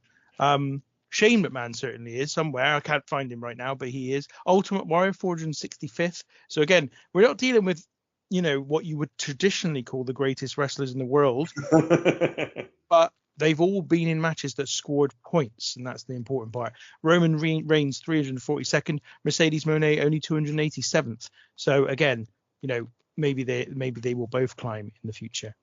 Yeah, and it's as well as like as we said with Bruno, it's horses for courses. Bobby Heenan knew exactly what he was doing to get those matches together in the right place because he had an incredible wrestling brain, if you'll pardon the pun. Well, I've watched a match where I think it was him. I can't remember who he was with, but it was a handicap match. Him and 2 other people against Hogan and someone in AWA, and it is really good. I mean, Heenan is legitimately very, very good, and the match is really, really enjoyable. So, like, it didn't surprise me when I saw it, but it just kind of shows a little bit of the variety and the depth of this list and the different kind of people that are in it. going many, many years back. And this might be the last. Yes, that's the last slide. So that was the last. The others. Marty Jannetty's in the list as well, 263rd. So we've already talked. You did mention him just a moment ago. I thought I'd call him out. So that's the top 100. That is everything this year in terms of the analysis. I do intend to do it again next year. But I think what I think I enjoyed most about it is that it feels like it's getting more accurate. That's the thing. That's why I really was happy this year when I saw that we had much more matches that were able to fill the model from the 70s, the 80s, and even before that, because the more that happens, the greater validity the list has. And I could well see a point where Jumbo Tsuruta is number one outright because of that situation. So, yeah. It was interesting as well because we talked about WXW having an effect, and I realized that WXW used to have a talent swap agreement with Noah, hence the reason why Go Shiozaki maybe has a bit of an advantage. And Shingo Takagi did a load of 16 karat gold tournaments as well. So there's those little anomalies may fizzle out a little bit more. Yeah, and I think it's worth me saying, like when I called that out, it was called out for full transparency, but honestly, it's not that big an advantage. Like it genuinely isn't that much of an advantage. No. And where it bears out more than anything else is Gunther and in Ilya Dragunov, obviously, who's now in WWE, and in I can't remember what Ludwig Kaiser's previous name was, but he too is in WWE now, but he also is not in the top 100, but he's on the list somewhere, and quite relatively high on the list. And it's because of WXW, but it's not that pronounced. It doesn't make that much of a difference. And actually, as I said, a lot of Gunther's points were from his time in NXT, and I think he and Ilya Dragunov have had. Certainly, when I did the list just for the WWF, because I've done a top 100 wrestlers of WWF history as well, they got tons of points just from fighting each other in NXT. So, I think I didn't want, even though I've called it out, actually, I think by calling it out and making it seem like it's more of a thing than it is, it's really not a big thing. No, but that's an interesting thing as well. And like we talked to rivalries as well, like in companies. Sorry, we're kind of going off a little point, but I like the Dragunov and Walter Gunter thing because literally Gunter or Walter gets there first, and then Dragunov's like 6 months behind every time. So it's WXW, and then it was Progress, and now it's WWE and NXT UK, and now it's WWE. So it's like, yes, it's a story they can tell again and again and again. Indeed. So as I say, I'm thank you for hosting us on this kind of top 100 wrestlers of all time. I just thought it'd be nice to share with a slightly different audience who would probably be also relatively interested in this, possibly more interested than my audience, to be honest, James, because there's a lot of Japanese wrestlers in there that my audience couldn't give a fuck about, quite frankly. Or at least a fair portion of the audience that listen to the Random Wrestling Review. So I figured it might be just as interesting to yourselves as it is to them. I think our growing All Japan audience, thanks to Christy's efforts with All About All Japan, would like a little bit of history. Though they are kind of more storyline folks, but we can put a bit of background. Well, they're dominant. They're dominant on this list. The top 10 is, effectively five of their top wrestlers of all time, and then the rest is just sort of little bits and pieces here and there. So like three guys from New Japan. From the end of the 2010s, Ric Flair and Bryan Danielson, and then the rest are all Japan pretty much. So yeah, that's it. You only have to watch wrestling from 1977 to 1993 in one promotion, and you're covered. You'll be fine. Yeah, indeed. So James, thank you very much for, as I said, sort of allowing us to be on the True Penny Show this week. It's been very nice to be a guest on the True Penny Show again for a very long time. Yeah. And I hope you all have a great time of listening to this, and I hope that you're all happy and healthy, and that continues to be the case in the future. I don't know how to sign off from this podcast, James, because I'm so used to doing it from my own in a very specific way, and I didn't want to repeat it. I didn't want to do the same thing because obviously this is your podcast. So I'll try and very awkwardly end the podcast there. Thank you very much.